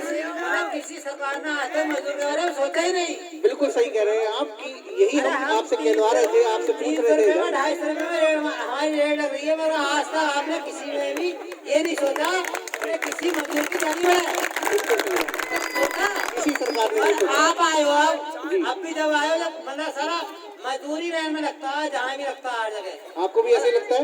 हैं? अरे आप तो खुद मजदूर है ना। आपको ऐसे लगता है मजदूर को लाइन में लगना पड़ता है और मजदूर की कोई नहीं सुनता? कोई सुनता ही नहीं है। आपने सुनी अभी तक? देखिए, आम आदमी पार्टी तो अभी आपके बीच में आई है, अभी अरे सत्ता में तो हम है नहीं। आपको बीच में ले आएंगे तो उसके बाद में भी हम लाइन में लगाएंगे। जी बिल्कुल, अभी आपको ये बताया जाएगा कि आम आदमी पार्टी की सरकार में मजदूरों के लिए क्या किया गया, अभी आपको बताया नहीं जाएगा। करा है ना, आम आदमी ने करा है ना किसी ने करा है। हम आपके आम आदमी पार्टी तो कभी यहाँ थी ही नहीं सकता में। अरे भाई कहीं भी हो तो है। बिल्कुल, जहाँ पर है वहाँ का बताएंगे हम दिल्ली में भी आपको। क्या करा है? आप थोड़ा सा इंतजार करें, क्या क्या करा है दिल्ली में, थोड़ा सा इंतजार करें, बिल्कुल बताइए। आपने दिल्ली में क्या करा मजदूर के लिए? दिहाड़ी बढ़ाई? तो मैं आपसे इसी बात पे सवाल पूछना चाहता हूँ। बिल्कुल, मैं आपकी बात पर आऊंगा और आपकी बात को हम अपने संवाद में बिल्कुल कवर करेंगे। ये बताइए कि जैसे हम बिजली की बात कर रहे थे कि उत्तराखंड के पानी से, यहाँ के डामों से बिजली तमाम बनती है, और यहाँ तक कि हमें यहाँ अपनी बिजली पैदा करने के बावजूद भी हमें यहाँ पर 24 घंटे बिजली नहीं मिलती। बस बिल आते हैं, बिजली बिल के नाम पर लूट मची हुई है। आप सब बात इस बात से इत्तेफाक रखते हैं? हाथ एक बार खड़ा करके बताएंगे इत्तेफाक क्यों रखते हैं? जो इत्तेफाक नहीं रखते वो हाथ ना उठाएं। आपको लगता है आपके बिजली के बिल सही आते हैं तो हाथ मत उठाइएगा, और अगर आपको लगता है कि बिजली के बिल ज्यादा आते हैं तो हाथ उठाइएगा। एक बार हाथ उठा के बताइए, बिजली के बिल ज्यादा आते हैं? ठीक है। अच्छा, आप ये बताइए, आप में से किस किस के दोस्त या रिश्तेदार या जानने वाले दिल्ली में रहते हैं? हाथ खड़ा करके बताइए, जिनके रिश्तेदार दिल्ली में रहते हैं। ठीक है, काफी लोगों के रिश्तेदार दिल्ली में रहते हैं। तो क्या आप उन लोगों से बातचीत करते हैं जो दिल्ली में रहते हैं? उनसे बातचीत होती है आपकी? होती है? क्या वो लोग ये बताते हैं, उन्होंने आपको बताया कि दिल्ली में केजरीवाल जी की सरकार ने क्या क्या काम किए हैं? किसी ने कोई बता पाएगा? तो दिल्ली सरकार ने दिल्ली की जनता के लिए जो जो काम किए वो मतलब भाई साहब। जी हाँ, हमारे बीच में एक युवा साथी है, वो आपको बताएंगे आम आदमी पार्टी की सरकार, दिल्ली सरकार ने लोगों के लिए क्या क्या किया है। सर, मैंने एक बार टिकटॉक पर या फिर जैसे व्हाट्सएप वगैरह ये जो ऐप चलते हैं, इस पर मैंने एक वीडियो देखी थी। वहाँ पर एक साइड में दिल्ली के सरकारी स्कूल और दूसरी साइड में किसी और अन्य राज्य के सरकारी स्कूल थे। तो मुझे ऐसा लगता है कि जो प्राइवेट स्कूल में कभी हुआ ही नहीं होगा, वो चीज दिल्ली में सरकारी स्कूलों में हो रखा है। वहाँ पर बच्चों की एंट्री भी मैंने देखी है। एक जगह पर जैसे हम कंपनी में कहीं का काम करने जाते हैं तो बच्चों की जब वर्करों की जब एंट्री होती है, जो कंपनी की ओर से होती है, तो उनकी भी अटेंडेंस वगैरह फिंगर से होती है। अच्छा, तो उस वीडियो में मैंने देखा था कि जो सरकारी स्कूल दिल्ली का था, वहाँ पर टीचरों की भी अटेंडेंस फिंगर से ही हो रखी थी। तो मतलब अच्छे ढंग से काम हो रहा है दिल्ली में? आपके टाइम टू टाइम बंदा, जब अगर ऐसा कुछ व्यवस्था होगी तो बंदा टाइम टू टाइम पहुंचेगा। और मैं जानता हूँ कि उस तरीके से देखकर पढ़ाएगा भी अच्छे से। जैसे कि हमारे यहाँ पर स्कूल है, सुबह को प्रिंसिपल सर समथिंग 9 से 10 के बीच में टाइम होता है उनका, लेकिन वो 11 या 12 के आते हैं। और जो टीचर वगैरह है वो ऐसा मान लीजिए कि अगर प्राइवेट स्कूल है तो 8 बजे का टाइमिंग है आज के टाइम में, और अगर सरकारी है तो 9:30 का टाइम है। लेकिन यहाँ पर पहुँचते पहुँचते टीचरों का 11 बज जाते हैं। और जो दिल्ली के अस्पतालों के बारे में भी आपने कभी रिश्तेदारों ने आपको बताया कभी क्या अस्पतालों की क्या स्थिति है दिल्ली की? अस्पताल में भी बहुत पहले वहाँ का बहुत अच्छा व्यवस्था है और इलाज के लिए MBBS डॉक्टर या फिर विदेश से पढ़ाए हुए डॉक्टर भी आए हुए हैं। और बिजली तो वहाँ पर समथिंग ऐसे मान लीजिए जिसका मीटर घर में लगा हुआ है और उसको यूज करने पर थोड़ा सा बिल आता है, किसी का जैसे मान लीजिए 500 रुपए का बिल। तो मैंने ऐसा सुना था, शायद अखबार में न्यूज भी थी कि जिसका 500 रुपए से कम का बिल रहेगा उसका बिल वसूला नहीं जाएगा। तो इसके अकॉर्डिंग देखा जाए तो हमारे यहाँ पर अगर किसी का 300 का भी आता है तो वो 300 प्लस पेनल्टी के साथ जमा करना पड़ता है। लेकिन दिल्ली में अगर 500 का या 500 से कम का आता होगा तो वो उसको माफ कर दिया जाता है। आपको थोड़ा थोड़ा पता है, आप पूरी तरीके से शायद आपको पूरी जानकारी कुछ नहीं है, आपने कुछ नहीं बताया, कुछ नहीं बताया। मैं आप लोगों को बताता हूँ दिल्ली सरकार दिल्ली की जनता के लिए क्या क्या काम कर रही है। आप लोग ध्यान से सुनिएगा, बहुत जरूरी है कि दिल्ली की सरकार दिल्ली की जनता के लिए क्या क्या कर रही है। आप जिसको अगर माइक चाहिए ना तो वो पीछे अपनी सीट पर बैठा रहे, आपके पास तक पहुंच जाएगा। ठीक है जी, मैं बताता हूँ आपको दिल्ली की सरकार ने दिल्ली के लोगों के लिए क्या क्या किया है। कि दिल्ली के जब से आम आदमी पार्टी की सरकार दिल्ली में बनी, दिल्ली के स्कूल अच्छे हो गए, वहाँ के अस्पताल अच्छे हो गए, सरकारी स्कूलों के नतीजे वहाँ पर कितने आते हैं। अभी आप लोग बता रहे थे कि यहाँ के बच्चा पास नहीं होता जब बउआ खेड़ा में एडमिशन लेना होता है। मैं आपको बताना चाहता हूँ कि दिल्ली के सरकारी स्कूलों के जो नतीजे हैं वहाँ पर 98% बच्चे पास होते हैं। ये अभी लास्ट ईयर का जो रिजल्ट आया था, आप सब लोगों ने अखबारों के माध्यम से पढ़ा भी होगा। और ये 98% का रिजल्ट आज तक के भारत के इतिहास में कभी नहीं हुआ। ये दिल्ली में संभव हो पाया क्योंकि वहाँ पर आम आदमी पार्टी की सरकार दिल्ली के सरकारी स्कूलों को बदलाव ला रही है, वहाँ पे अच्छे ढंग से पढ़ाई करवा रही है। इसके अलावा वहाँ पर बिजली अब 24 घंटे आती है। दिल्ली में जैसे आप भैया बता रहे थे पीछे कि 500 तक का बिल माफ है, ऐसा नहीं है। वहाँ पर 200 यूनिट एक महीने में जिसका भी बिल आता है 200 यूनिट तक का, उसका बिल कितना आता है पता है आपको? वो बिल 0 आता है। और यहाँ पर 200 यूनिट का बिल लगभग 1000 रुपए या उससे ज्यादा का बैठता है। और वहाँ पर 200 यूनिट तक का बिजली का बिल जिसका भी है वो माफ है, वो 0 आता है। बिल जरूर आता है पर उसमें पैसा देना नहीं होता है, वो बिजली का बिल माफ होता है, 0 होता है। और उस 200 यूनिट तक के बिजली के बिल में आपको पता है कि दिल्ली की लगभग 70% आबादी कवर हो जाती है। मुझे बताया गया है इस पैगा गांव की जो पॉपुलेशन है लगभग 4000 के आसपास की यहाँ की जनसंख्या है। और इस जनसंख्या के हिसाब से 70% का मतलब हुआ 2800 लोग, 2800 लोगों के बिजली के बिल माफ होने चाहिए थे। यहाँ लगभग आप पैगा से लगभग 100 लोगों के आसपास की उपस्थिति है, मैं देख पा रहा हूँ, अंदाजन मैं गिन पा रहा हूँ। तो यानी कि आप में से भी लगभग 70 लोगों के बिल माफ होने चाहिए थे। क्या किसी का भी बिल 0 आता है महीने का? क्या किसी का भी बिल 0 आता है? यहाँ पर बिजली का बिल 0 आता है? देखिए आप में से एक का भी बिजली का बिल 0 नहीं आता। और दिल्ली में लगभग 70% आबादी का बिल जो है बिजली का वो माफ है, वो 0 आता है क्योंकि उनका बिजली 200 यूनिट से ऊपर कभी जा ही नहीं पाती।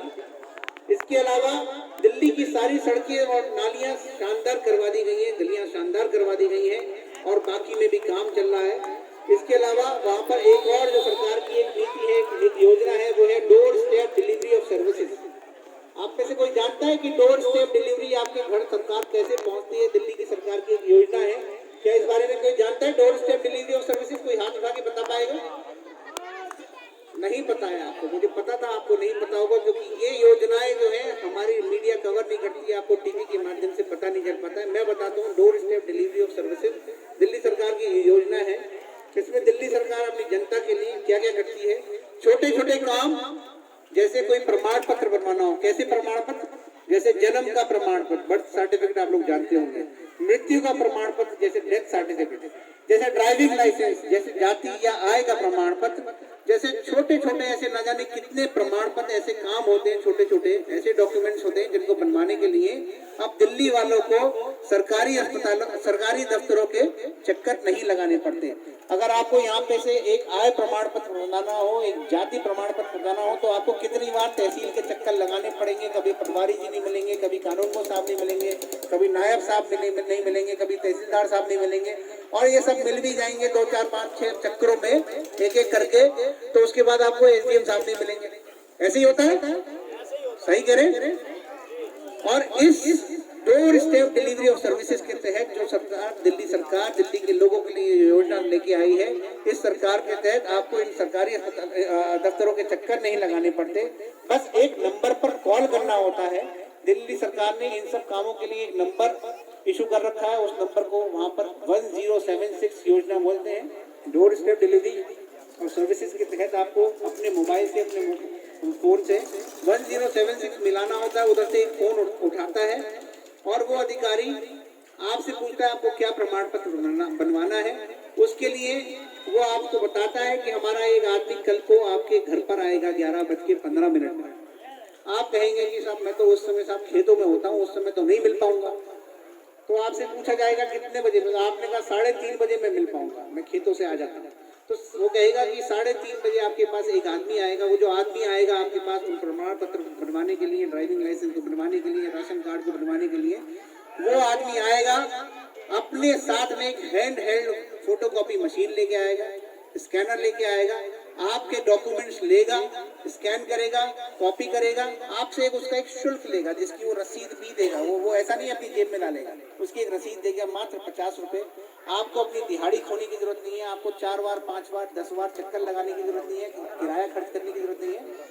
आपका वो कागज सारे इकट्ठे करेगा और उसको मान लीजिए उस प्रमाण पत्र को बनाने में 7 दिन का समय लेती है सरकार। 7 दिन के अंदर वो बना बनाया कागजात तैयार करके आपके घर पर दे के जाएगा। ये है दिल्ली सरकार की डोर स्टेप डिलीवरी। और आपकी जानकारी के लिए एक अपग्रेडेशन करना चाहता हूँ, इसमें बढ़ाना चाहता हूँ। इस योजना के तहत भी अगले महीने मार्च के महीने से सरकार इसी door step delivery of services के तहत राशन जो आपका बढ़ता है, राशन कार्ड ही बनवाने के लिए नहीं, राशन भी तो बढ़ता है। अब दिल्ली सरकार अगर आप चाहें तो आपके घर पर दिल्ली सरकार पहुंचाएगी, आपको राशन वाले की दुकान पर जाने के लिए नहीं जरूरत नहीं। अभी आपको क्या करना पड़ता है, राशन वाले की दुकान आज खुलेगी नहीं खुलेगी उसके हिसाब से आपको अपनी दिहाड़ी करनी पड़ती है। 4 बार घर से बाहर भेजना पड़ता है बच्चे को देखने के लिए, जाके देख के और राशन की दुकान खुली नहीं खुली। और अब आपको ऐसा कुछ नहीं है, वहाँ दिल्ली सरकार आपके घर पैकेट में पैक्ड आटा भेजेगी या गेहूं भेजेगी, जैसा आप ओपिनियन देंगे, जैसा चीनी चाहेंगे, हर राशन जो है आपके घर पे पैक फूड आएगा। और जब आप देख लेंगे, उससे इत्मीनान कर लेंगे कि ये सही है, तभी राशन कार्ड वाला आपसे पैसे लेके उस राशन के जाएगा, नहीं तो आपके घर से वो पैसा नहीं देना पड़ेगा, आप वापस कर सकते हैं। ये है दिल्ली सरकार की door step delivery of services. इसके अलावा ना जाने कितनी ऐसी योजनाएं हैं, इन सबको कवर करने के लिए हमने एक वीडियो बनाया है, आप ध्यान से देखिएगा। इस वीडियो के तहत आपको सब पता चल जाएगा कि दिल्ली सरकार दिल्ली की जनता के लिए क्या क्या काम कर रही है।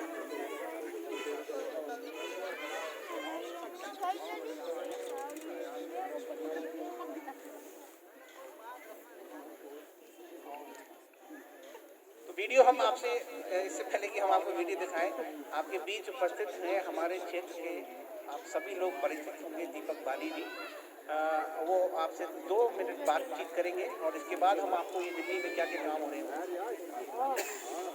नमस्कार सर, अभी मैं बैठा हुआ था तो मैं सुन रहा था कि हमारे एक साथी इस बात पे कह रहे थे कि मजदूरों के लिए क्या किया। ये वीडियो दिखेगी, इसमें कई चीज़ें आपको दिखाई देंगी, लेकिन लेने देने का एक तरीका है। कोई भी सरकार किसी की जेब में कोई पैसे नहीं डालती, जो मुझे लगता है, लेकिन आपकी जेब के पैसे अगर वो बचवा देती है तो वो भी एक बचत होती है। अगर आपका बच्चा सरकारी स्कूल बेहतर ना होने की वजह से आप प्राइवेट स्कूल में पढ़ा रहे हैं और वहाँ पर 600, 700, 800 रुपये फीस दे रहे हैं, तो वो मजदूर जो 6-8 हज़ार, जैसा भाई साहब कह रहे थे, 200-250 रुपये की दिहाड़ी कर रहा है, तो उसी में से वो पैसे जाएंगे।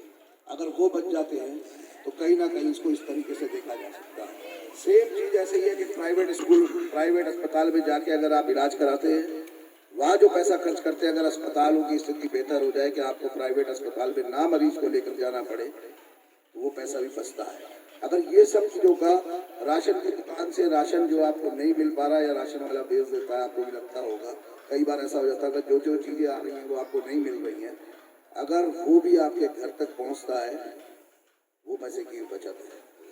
अगर आपके कागजात घर पर आकर बन रहे हैं, और आपको बनवाने नहीं जाना पड़ रहा। आज एक बच्चा आप पढ़ाते हैं, अपना उसको नौकरी चाहिए, और अगर वो अपना प्रमाण पत्र बनाने चला जाता है, जाति प्रमाण पत्र या कोई भी, आप चले जाते हैं साथ में, तो 2, 3, 4, 5 दिन आपके लग जाते हैं, जिसमें अगर 200 रुपये की भी दिहाड़ी अगर जैसा वो कह रहे हैं अगर है, तो आप सोचिए कि वो 1000 रुपये 5 दिन के वो भी खत्म हो जाते हैं। तो एक पैसा देना और एक पैसा बचा देना, इन दोनों बातों में मुझे लगता है कि ये वाली बात, अगर पैसा बच जाता है जो आपने मेहनत से कमाया, तो वो ज्यादा बेहतर है किसी से पैसा लेना। आज किसान भी अगर बॉर्डर पे बैठे हैं, वो कुछ नहीं मांग रहे, वो नहीं कह रहे कि तुम हमें ये दो और वो दो, उन्हें कुछ नहीं चाहिए। आज वो कर्जे माफी के लिए नहीं बैठे हुए हैं वहाँ पर, वो बैठे हुए हैं कि हमारी फसल का उचित मूल्य दे। यही तो मांग रहे हैं जो हमने पैदा करी है मेहनत से, इसके अलावा तो कुछ नहीं मांग रहे। आपके यहाँ से एक लड़ाई चल रही है लगातार, मैं उसकी सच्चाई आपको बता दूं। आज सुबह ही मैंने वो कागज मंगवाए हैं, ये गांव में खड़े हैं, आसपास अभी कहीं भी आपको गन्ना नहीं दिखता। इसलिए नहीं कि गन्ने की फसल नुकसान की फसल हो गई है, नहीं, गन्ने की फसल हमेशा किसान के लिए सबसे बेहतर रहती थी, लेकिन पैसा समय पे ना मिलना और काशीपुर चीनी मिल बंद हो जाना, इन 2 वजहों से किसान ने गन्ना लगाना बंद कर दिया। 27 करोड़ रुपया किसानों का काशीपुर चीनी मिल के ऊपर बकाया था, और लगभग 18 करोड़ के आसपास जो भाई साहब ने कहा मजदूरों का पैसा, वो भी बकाया था। हाई कोर्ट में हमारे आपके बीच में से ये किसान है लोहिया पुल के, उन्होंने एक रिट डाली कि साहब हमने, किसानों ने गन्ना मिल को बेचा था, मिल प्राइवेट थी, लेकिन बेचा था सोसाइटी के थ्रू, सोसाइटी सरकार की थी, इसलिए हमारा पैसा सरकार था। अब नहीं जानते मिल मालिक को।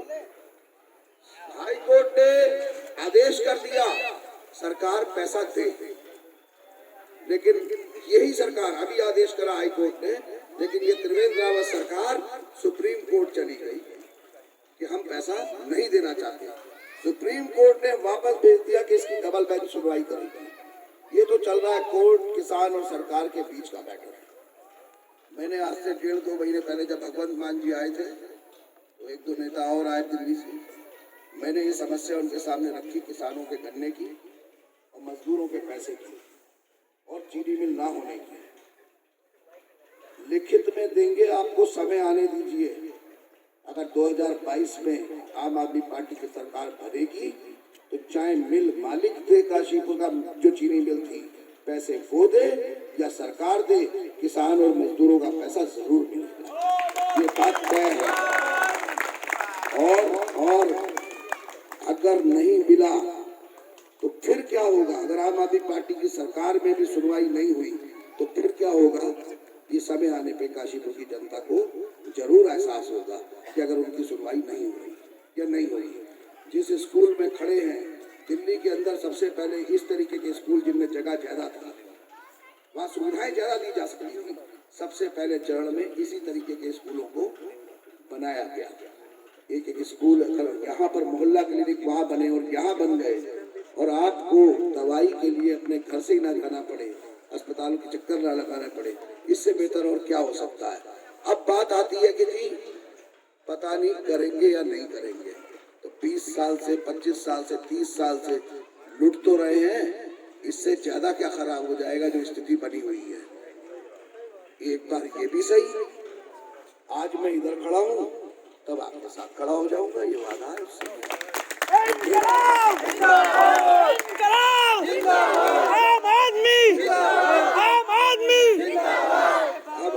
अब एक जो कोई बात नहीं, हो सकता है उसके मन में भी कुछ चल रहा हो सरकार के खिलाफ, नेताओं के खिलाफ, तो वो अपनी भावना ऐसे दिखा रहा है, कोई दिक्कत नहीं है इसमें। और वैसे भी भाषणबाजी नहीं होनी चाहिए, सब तरीके के लोग होते हैं जनता में, हर लोग होने चाहिए। तो मेरा कहने का मतलब है कि आज अब एक बात करते हैं, आज आपको 2 या 2.5 घंटे यहाँ लगाने जरूर पड़ रहे हैं, लेकिन ये 2-2.5 घंटे ही आने वाले समय में आपको ये एहसास दिलाएंगे कि 5 साल परेशान ना होना पड़े। जो समस्याएं इस समय दिमाग में है आपके, वही समस्याएं वोट देते हुए दिमाग में रहनी चाहिए, तभी सही पार्टी और सही आदमी को आप वोट दे पाओगे। बस ये ध्यान रखना है। तो अभी आपको ये दिखाते हैं, इसके बाद फिर बात करेंगे।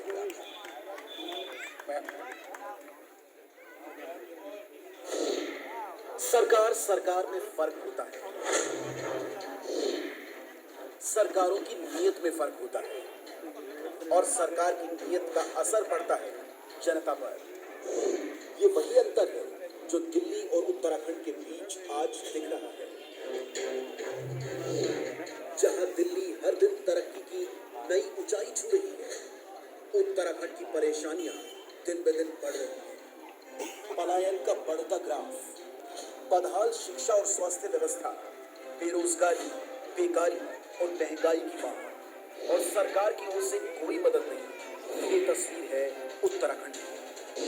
वहीं दिल्ली में इस कठिन दौर में दिल्ली की केजरीवाल सरकार ने तरक्की की नई कहानी लिखी है। हर आदमी चाहता है कि उसके बच्चे को अच्छी से अच्छी शिक्षा मिले। गरीब आदमी पैसों की तंगी के कारण अपने बच्चों को सरकारी स्कूल में पढ़ाने में मजबूर होता है। पहले दिल्ली में सरकारी स्कूलों का बहुत बुरा हाल था। आज दिल्ली के सरकारी स्कूल महंगे से महंगे कॉन्वेंट स्कूलों को भी चुनौती देते हैं। केवल 5 सालों में केजरीवाल जी ने दिल्ली के सरकारी स्कूलों की हालत बदल दी। ये देखिए दिल्ली के सरकारी स्कूल।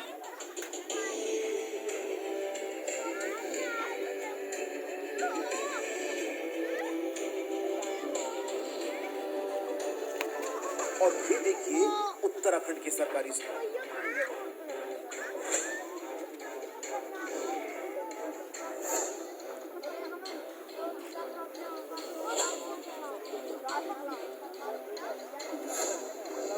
उत्तराखंड में आज सरकारी स्कूलों का बहुत बुरा हाल है। जहां दिल्ली में केजरीवाल सरकार आए दिन नए स्कूल खोले जा रही है, वहीं त्रिवेंद्र रावत ने उत्तराखंड में 2500 से ज्यादा सरकारी स्कूल बंद कर दिए हैं। उत्तराखंड पहुंचकर जब मनीष सिसोदिया जी ने त्रिवेंद्र रावत की विधानसभा के सरकारी स्कूल का हाल देखा तो उन्हें भी अपनी आंखों पर विश्वास नहीं हुआ। उन्होंने सोचा, आखिर इतने बुरे हालातों में कोई बच्चा पढ़ाई कैसे कर पाएगा। प्रश्न उठता है कि अगर केजरीवाल सरकार 5 साल में सरकारी स्कूल इतने अच्छे कर सकती है तो त्रिवेंद्र सरकार ने क्यों नहीं किए। आखिर उत्तराखंड के लोगों का क्या कसूर, उत्तराखंड के लोग क्यों भुगते। इतना ही नहीं, केजरीवाल सरकार ने दिल्ली में प्राइवेट स्कूलों की फीस पर भी लगाम लगाई। अपने कार्यकाल में पिछले 6 साल में दिल्ली में केजरीवाल जी ने किसी प्राइवेट स्कूल को फीस नहीं बढ़ाने दी।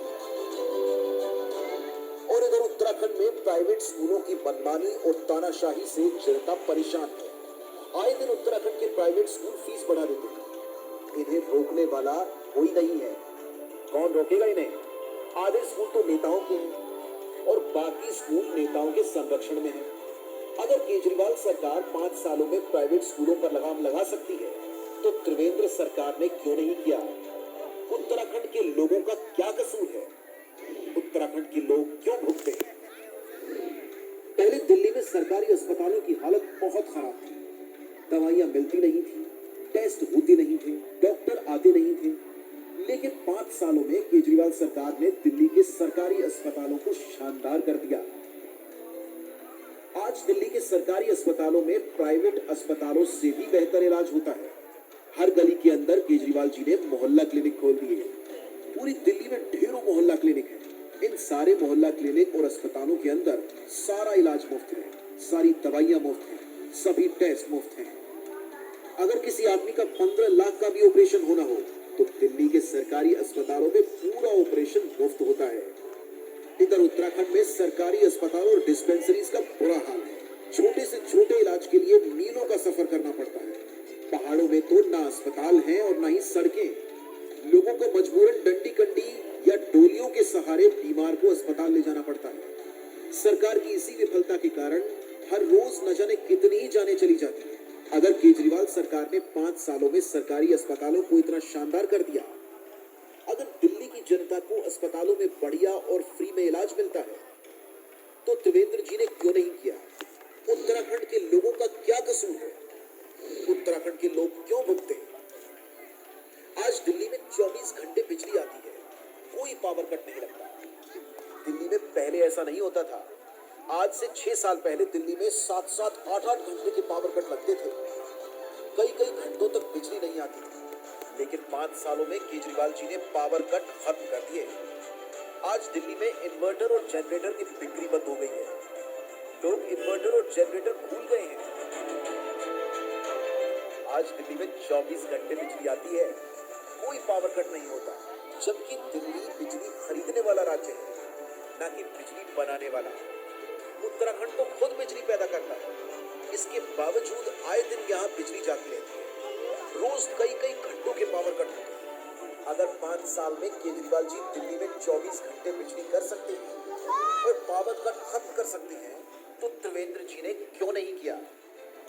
आखिर उत्तराखंड के लोगों का क्या कसूर है? उत्तराखंड के लोग क्यों भुगते हैं? आज दिल्ली में लोगों को फ्री में बिजली मिल रही है। 200 यूनिट इस्तेमाल करने वाले लोगों की बिजली फ्री है। दिल्ली की लगभग 70% आबादी 200 यूनिट से कम बिजली इस्तेमाल करती है। इसका मतलब दिल्ली की 70% आबादी की बिजली फ्री है। 24 घंटे बिजली, नो पावर कट और फ्री बिजली, जीरो बिल आते हैं जनता के। कभी सुना है? एक तरह से दुनिया के 8वें अजूबे की तरह है। और उत्तराखंड के अंदर बिजली नहीं आती, केवल बिल आते हैं और बहुत ज्यादा बिल आते हैं। अगर 5 साल में केजरीवाल जी दिल्ली में बिजली फ्री कर सकते हैं, तो त्रिवेंद्र जी ने क्यों नहीं किया? उत्तराखंड के लोग क्यों भुगते हैं? आखिर उत्तराखंड के लोगों का क्या कसूर है? आज अगर दिल्ली में आपको किसी भी सरकारी विभाग में कोई भी काम करवाना है, मान लीजिए जाति प्रमाण पत्र बनवाना है, राशन कार्ड बनवाना है या ड्राइविंग लाइसेंस बनवाना है, किसी भी तरह का कोई भी काम करवाना है, तो अब आपको दिल्ली में सरकारी दफ्तर जाने की जरूरत नहीं है, लाइनों में लगने की जरूरत नहीं है, आपको किसी दलाल को पैसे देने की भी जरूरत नहीं है, किसी बाबू की जेब गर्म करने की जरूरत नहीं है। सरकार ने एक फोन नंबर दिया है, 1076। इस नंबर पर आप कॉल कीजिए और फोन पर बताइए कि आपको क्या काम है। दिल्ली सरकार का कोई अफसर आपके घर आएगा और आपके घर आकर आपका सारा काम करके जाएगा। आपका राशन कार्ड आपके घर बना कर देकर जाएगा, आपका जाति प्रमाण पत्र आपके घर बना कर देकर जाएगा, वो अपने साथ फोटोस्टेट की मशीन लेकर आएगा, स्कैनर लेकर आएगा। आपको कहीं जाने की जरूरत नहीं है, लाइनों में लगने की जरूरत नहीं है, दफ्तर से छुट्टी लेने की जरूरत नहीं है। वहीं अगर आप उत्तराखंड का हाल देखें, तो लोग पहाड़ों की लंबी चढ़ाई करने के बाद सरकारी दफ्तरों तक पहुंचते हैं और इतनी कठिनाई सहने के बाद भी उनका कोई काम नहीं हो पाता। क्यों दिल्ली की तरह उत्तराखंड में सरकार लोगों के घरों तक नहीं पहुंच पाई? अगर केजरीवाल जी 5 साल में ये करिश्मा कर सकते हैं, तो त्रिवेंद्र जी ने 5 साल में क्या किया? आखिर उत्तराखंड के लोग क्यों भुगते हैं? उत्तराखंड के लोगों का क्या कसूर है? आज उत्तराखंड में आए दिन महिलाओं के साथ गलत काम हो रहे हैं। उत्तराखंड में हमारी बेटी जब कॉलेज के लिए निकलती है तो दिल धक धक करता है, पता नहीं घर वापस सही सलामत लौटेगी या नहीं। आए दिन अखबारों के सारे पन्ने अपराध से भरे रहते हैं, लूटमार हत्याएं आम हो गई हैं।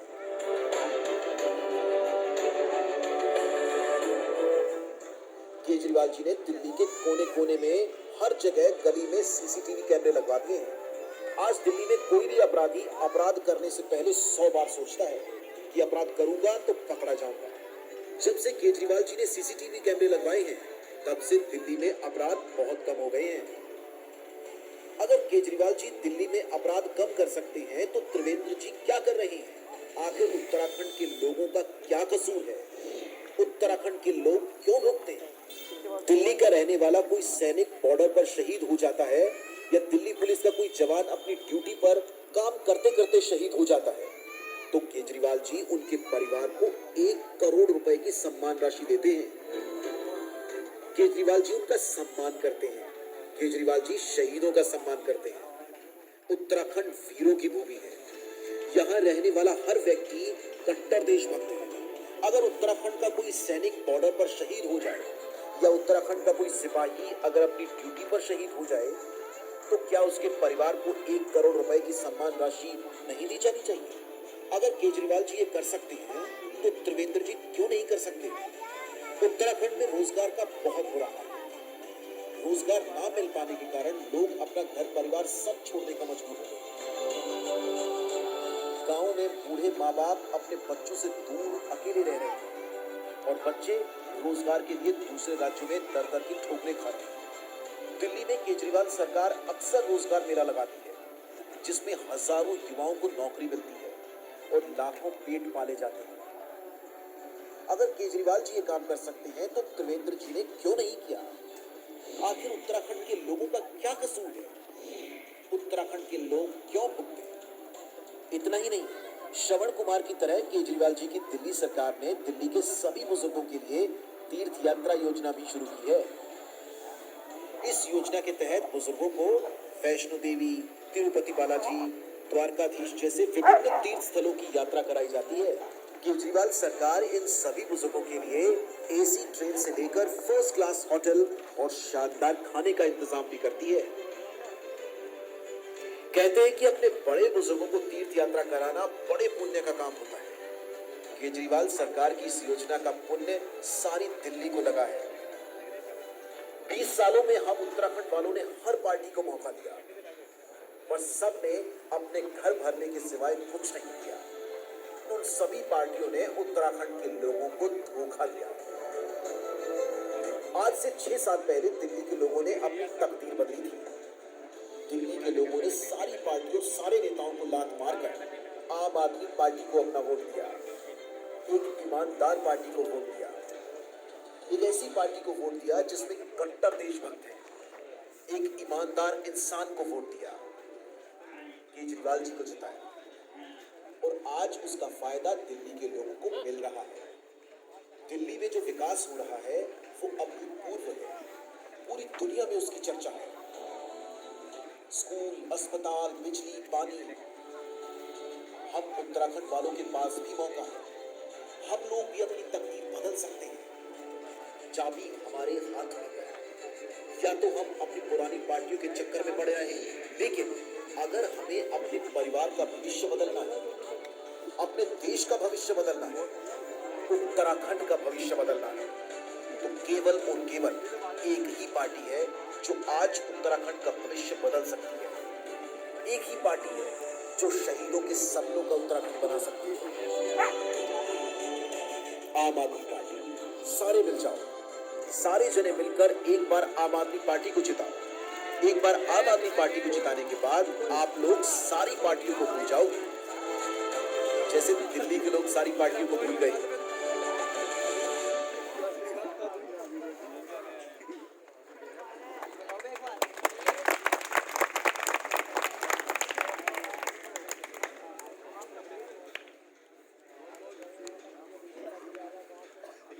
तो आप सबने देखा कि किस तरीके से दिल्ली सरकार दिल्ली की जनता के लिए क्या क्या काम कर रही है और आप सब किस तरीके से पीड़ित हैं। आपकी सरकार उस तरीके से काम नहीं कर पाती।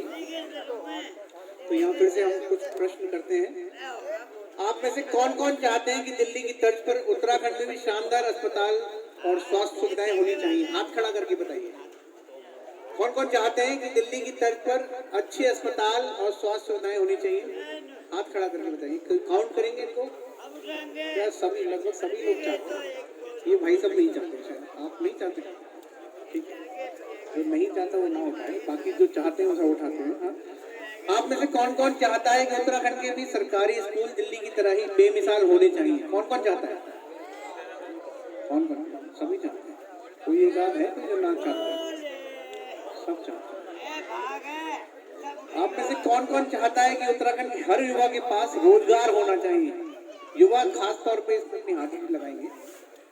कौन कौन चाहता है कि युवाओं के पास रोजगार होना चाहिए उत्तराखंड में भी दिल्ली की तरह? सब लोग चाहते हैं। आप में से कौन कौन चाहता है कि दिल्ली की तर्ज पर उत्तराखंड में भी बिजली पानी मुफ्त होनी चाहिए और 24 घंटे बिजली पानी आनी चाहिए? कौन कौन चाहता है? सब लोग चाहते हैं। बहुत बढ़िया, सब चाहते हैं आप लोग। आप में से ये बताइए कौन कौन चाहता है कि हमारे गांव की सड़कें और गलियां पक्की और अच्छी बनाई जाए? एक बार जोर से हाँ बोल दीजिए। सब चाहते हैं, सब चाहते हैं। आप नहीं चाहते? आपका हाथ तो है। चलिए, धन्यवाद।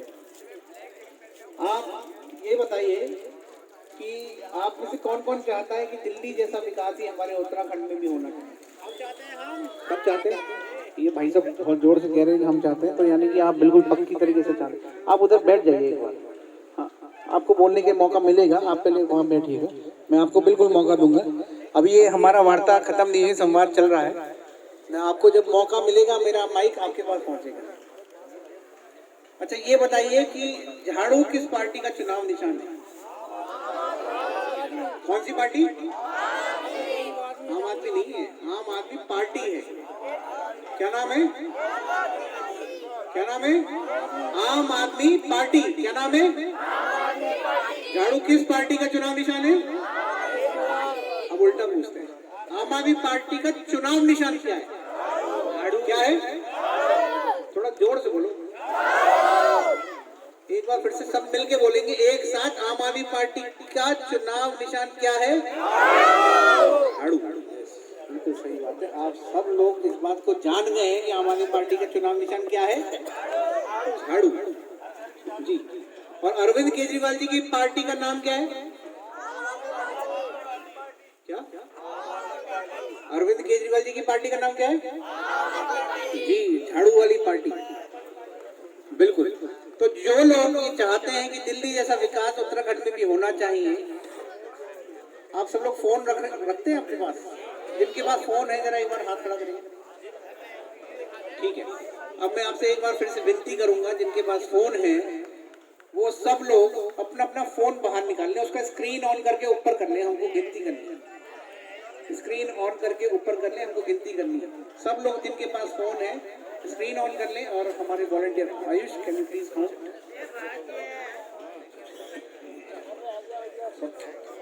1 2 3 4 5 6 7 8 9 10 11 12 13 14 15 16 17 18 19 20 21 22 23 24 25 26 27 28 29 30 31 32 33 34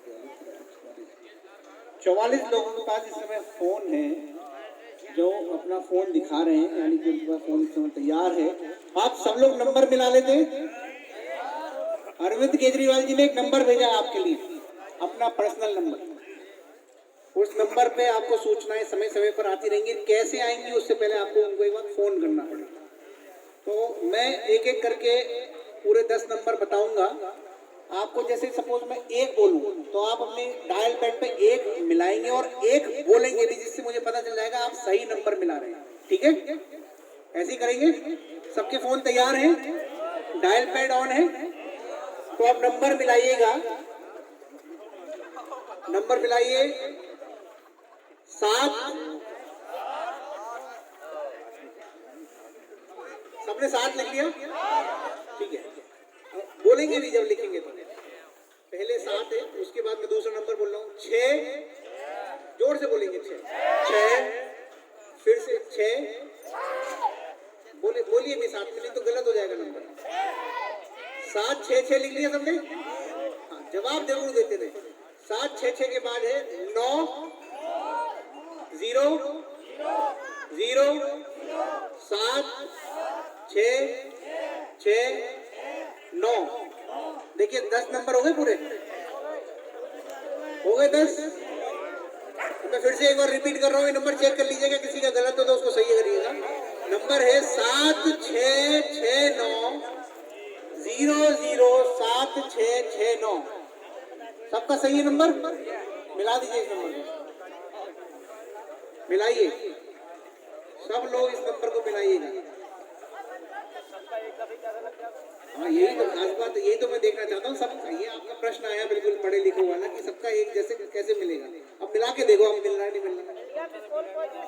मिस्ड कॉल हो गई, ये देखिए, जागरूकता इसको कहते हैं। अच्छा, मैसेज भी आ गया, देखो एक कदम आगे बढ़ गए। तो जैसे ही आपके पास ये मैसेज आया है, आप उस मैसेज को खोलिए। जिनके पास इंटरनेट वाले फोन है, पहले अपना डेटा ऑन कर ले, इंटरनेट ऑन कर ले। जिनके पास इंटरनेट वाला फोन है वो अपना इंटरनेट ऑन कर ले। और जिनके पास छोटे वाले फोन है, जिनके पास व्हाट्सएप नहीं चलता, वो एक बार हाथ उठाएंगे। जिनका व्हाट्सएप नहीं चलता, काउंट करना है, मेरे को गिनती करनी है। जिनका व्हाट्सएप नहीं चलाते हैं वो वाले फोन, 1 2 3 4 5 6 7 8 9 10 11 12 13 15 लोग ऐसे हैं जिनके पास व्हाट्सएप नहीं चलता, ऐसे ही है ना, जिनके पास व्हाट्सएप नहीं चलता। एक बार गुरप्रीत भाई मेरे पास आ जाएंगे। गुरप्रीत भाई किधर है? गुरप्रीत भाई आप जो हैं, ये जितने भी जिन लोगों के पास व्हाट्सएप वाले फोन नहीं है, आप उनको इधर बुला लीजिए और उनके सबके नंबर नोट कर लीजिए, सबके नंबर नोट कर लीजिए। और जिनके पास वो लिंक आया है और व्हाट्सएप भी चलाते हैं, उस लिंक को दबाइए, लिंक में लॉगिन हो जाइए। लिंक से आपको एक व्हाट्सएप ग्रुप का इनवाइट आएगा और आप एक व्हाट्सएप ग्रुप में ज्वाइन हो जाएंगे। लिंक आया सबके पास? लिंक दबाया? लिंक दबाया तो वो मांग रहा होगा व्हाट्सएप ग्रुप से जुड़े, ज्वाइन व्हाट्सएप चैट। जुड़े? सब लोग जुड़ गए हैं उस ग्रुप से? जो लोग जुड़ गए हैं, देखिए उसमें अरविंद केजरीवाल जी दिख रहे होंगे। हाँ, इनको भी हम देख रहे हैं, इनको देखना बहुत जरूरी है। हाँ, इनसे हमको ऊर्जा मिलती है। अगर इस उम्र में ये कर सकते हैं तो पता नहीं हम क्या क्या कर सकते हैं। मेरी उम्र बहुत कम है, मेरे बालों पे मत जाइएगा जी। तो जिन लोगों ने व्हाट्सएप ग्रुप ज्वाइन कर लिया है, एक बार जिन्होंने लिंक प्रेस करके व्हाट्सएप ग्रुप ज्वाइन करा, हाथ खड़ा करेंगे एक बार, मोबाइल ही ऊपर कर लीजिए जला के, लाइट ऑन करके। हाँ, मैं काउंट करना चाहता हूँ, 1 2 3, सब लोग एक साथ ऊपर कर ले जिससे मैं गलती ना हो। 1 2 3 4 5 6 7 8 9 10 11 12 13 14 15 16 17 18 19 20 21। अभी कुछ गड़बड़ है, मुझे लगता है कुछ और लोगों के भी ग्रुप ज्वाइन होंगे। 44 में से 15 लोगों के पास फोन नहीं है, वो वाला जिसमें व्हाट्सएप है। तो बाकी लोगों के पास लिंक आया सबके पास? सबने व्हाट्सएप ग्रुप ज्वाइन कर लिया है? एक बार फिर से काउंट कराएंगे। हाँ, मोबाइल ऊपर करके, स्क्रीन ऑन। जिन लोगों ने व्हाट्सएप ग्रुप ज्वाइन करा है एक बार, 1 2 3 4 5 6 7 8 9 10 11 12 13 14 15 16 17 18 19 20 21 22 23 24 25 26 27। ठीक है, लगभग सब लोगों ने जिनके पास व्हाट्सएप वाले फोन हैं, सबने ज्वाइन कर लिया ना? ठीक है, अब इस व्हाट्सएप ग्रुप में आपको सीधे आपका कनेक्शन जो है आम आदमी पार्टी और अरविंद केजरीवाल जी से रहेगा। आपको समय समय पर इसमें उचित सूचनाएं, आम आदमी पार्टी अपनी जनता के लिए क्या काम करती है, आपके लिए क्या सोचती है, वो सब सूचनाएं आपको इस ग्रुप के माध्यम से समय समय पर आती रहेंगी। और